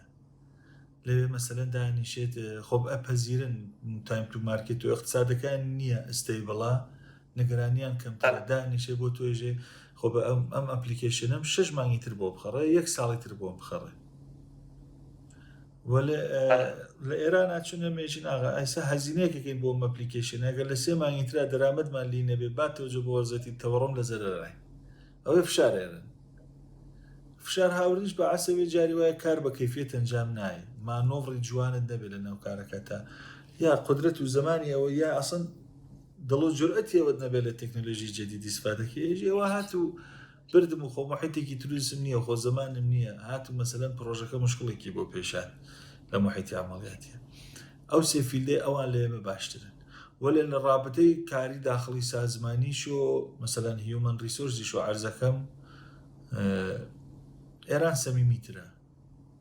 ئەوێ کەمە سارد و سەڕن ئەگەر بۆ ئەمەیە کە لە سنی سەروا ڕۆیشتین بۆ خارج ئەوەک ئەوانە کەمە عەزیەتمانەکە بەڵێ درستە زۆر عالی الآن ئەگەر بمانەوێ بەحسی بە هەر حاڵەوە تەسمیمێکی کاملەن شخصی بۆ هەر کەسێکە ناتوانین ئەو شتە پیشنەهات بکەین بۆ کەسێکە و مهاجرەتە بکە وەلی دەتوانین ئەو شتە بڵین کە وەختێککە ئێوە مهاجرەتەتان ئەنجامدا و دوایی گەڕانەوە نسبەت لەباری تەجروبیات و لەباری شتێک کە بەدەستان هێناوە تەئسیرێکی زۆری بوو دەتوانین ئەو شتە بڵین؟ بەڵێ تەئسیرێکی زۆری بوو لەبارەی تەفەکر و لە لەحازی فەنیش و هەر تەئسیری زۆری بوو مەخسوسەن لە حازی ڕەفتاری لەگەڵ هاوتیمیەکانەتە کە ئەو جۆ بەو سەختیش نییە تۆ ڕاحەتی بێڵا با خۆی کارەکەی خۆی بکە قەرار نییە تۆ بەعزە لە مدیرەکان ئەڵبەتە من زەمان هیچ زەمانە و کارەمە ئەنجام نەدات بەسەر تۆ ئەوێسن و ناڵن و فشارە بوێرن و دەی زووکە و دەی وامەکە و ئەوە بۆ نەسیگارێکێشی و ئەرزم ئەوانەی زۆر تاسیری بوو کە تۆ هەتا فەزا ئارامتر بێ کارکردن ڕاحەترە ئەویش لە حازی زندگی شویتر خۆ یەکچاو بوویتە تۆکەیت تەسمیمەگرە لە ئێران زندگی بەڵێ وایە کەویش دەگەڕێتە سەر بەحسی کاڵچێری شرکەت و ئەوەی کە چۆن شرکەت و مەسیرە بڕواتە پێش شتانێک کە ئێشارەتان فەرموو دەخەن وایە یەک پرسیار ئێوە منتۆرتان هەبووە لە مەسیری شغلیتاندا یا لە مەسیرێکدا کە هاتوون بەرەو ئێرە لە مەسیری مەسایلی کاریمان بووە ئەوە نییە کە مەسەلەن بێژی ناغا من شخصێکیەک برندێک یا مەسەلەن بازێک دێنێژن ئەستیڤ جابز نازانم فڵان نا مەسەلەن لە زەوانی هاوکاری ما خۆ ئەفرادێ بوون لە خارجی شرکەتی خۆمانە دیانمە لە ناو جەلەسەکانە دیانمە دیمە زۆر قەویە زۆر جوان خەریکە قساکات یا زۆر تەفەکورێکی جوانی هەیە قەتعەن لەگەڵی سایم کردە کانێکت بم و ڕفاقەت کەم و کۆمەکی لێوەربگرم بەڵێ پس تەئسیرەکەی باش دەزانن کەسێکە لەو مەسیرەدا هەیە بتوانە مێنتۆرێک بۆ خۆی پەیدا بکە دەتوانێت تەئسیری مثبەتی هەبێت لەسەر ڕۆشتەکەی زۆر تەئسیری باشی هەیە حەداقل مەسیریشت با ناڕۆی درستە وایە زۆر عالیە دەستت خۆش بە کاک فواد جان واقعاً من کە زۆرم لەزەت برد بۆ ئەوەی کە زیاتر کاتتان نەگرین بۆ کۆتایی ئەم ئەپیزۆدە پێم خۆشە ئەگەر پیشنەهادێکتان هەیە بۆ بەتایبەت بۆ جوانەکانی وڵاتی خۆمان بۆ کەسانێک کە دەیانێ واردی و مەسیرە بن کەسانێک کە شاید سنیشیان بڵێن سنمان چۆتە سەرێ وەلی بە بڕوای من سن مەسەلەیەک نییە. دیتومە زۆر کەسن کە لە سنی 40 ساڵەگی 47 ساڵەگی ئەو مەسیرەیان گۆڕیوەوە توانیویانە بەو شتیانەوە دەیانەوێت بکەن. ئەگەر بمانێ پیشنەهادێک بدەین بەو کەسانە لە هەر بوارێکدا بێ چ پیشنەهادێکتان هەیە بۆ کەسانی کە واردی ئەو مەسیری شغلی بەرنامەنویسی و ئەو مەسایلە دەبن؟ وڵای ڕوازم کردی ئەوەڵ مشخصیکەن بۆ خۆیان کە گەرەکیانە لە چ فیلدێکان متەخەسس بوو کە دوایی بە زۆر بەڕاحەتی دعا بێژنێمە متەخەسسی مەسەلەن لەلایەن نتوۆرکە. ئێمە یەک متەخەسسی دڤلۆپەری مەسەلەن فڵان ئەوەیە کە ئەوەڵ مشخصیکەن ئەلاقیان پێچێ دوای تارگەتەکانەوە بێت تارگەتی کولیەکەیمانی سەبێژین پابلیکەکەمانەوەیە متەخەسس بین. بۆ متەخەسس بوونیش خۆ ساب دایرێکتۆریەکی زۆری گەرەکە و هەدەف گوزاری هەیە و نازامچی هەیە و ئەوانە بەڕاستیکەن وەلای هەدەفی ئەسلی متەخەسس بوونە. دروستە، زۆر عالیە. ئەگەر کەسێک بیەوێ لەگەڵتان ارتباط بگرێ سوالێکی هەبێ چۆن دەتوانێت ئەسڵ کاتی ئەوەتان هەیە و دوای ئەوەی کە ئەگەر کاتان هەیە چۆن دەتوانێت لەگەڵتان ارتباط بگرێت؟ لینکدینەکەمە ئەتوان لەگەڵ ارتباط بگرن قەتعاً کاتیم هەیە وەلێ هەر لەسەوە هەر کەسەگەر قرارە لەگەڵ ارتباط بگرێ گەر زوو جواب نەداوە معزرەت خۆی لێکم بە تەخیری مەسەلەن 1-2 ڕۆژە گەر جوابە قەتعاً بە وەزیفەی خۆمی زانم وەلێ هەرە لەحظە ئەگەر نەمتوانی جوابەمەوە یا هەرە ڕۆژە نەمتوانی جوابەمە معزرەت خۆی لێکم وەلێ لە لینکدینە هەر کە پەیغامە بۆ دابنی لە خزمەتە. خۆش دەکەم، زۆر عالیە، دەستان خۆش بێ. مەمنون لەوەی کە کاتتان دانا. من کە زۆر شت فێر بووم، هیوای سەربەرزی زیاترم بۆتان هەیە. جگای شانازیە بۆ ئێمە کە کەسانێکی وەکو جەنابتان ناوە سەربەرز بن و بە افتخارەوە دەڵێن کاک فواد کەسێکی زۆر سەرکەوتوو و جیاواز لە فیلدی کاری خۆیاندا لە تاران قسەیەکیان بۆ کتن هەیە و ئێمە توانیمان زۆر شتان لێ فێربین. زۆر سپاستان دەکەم، دەستان خۆش بێ کە وەختاندانە. زۆر مەمنونم، خۆش بێ یاخوا. خۆش دەکەم، خوداتان لەگەڵ. خوا حافیز بێ یاخوا.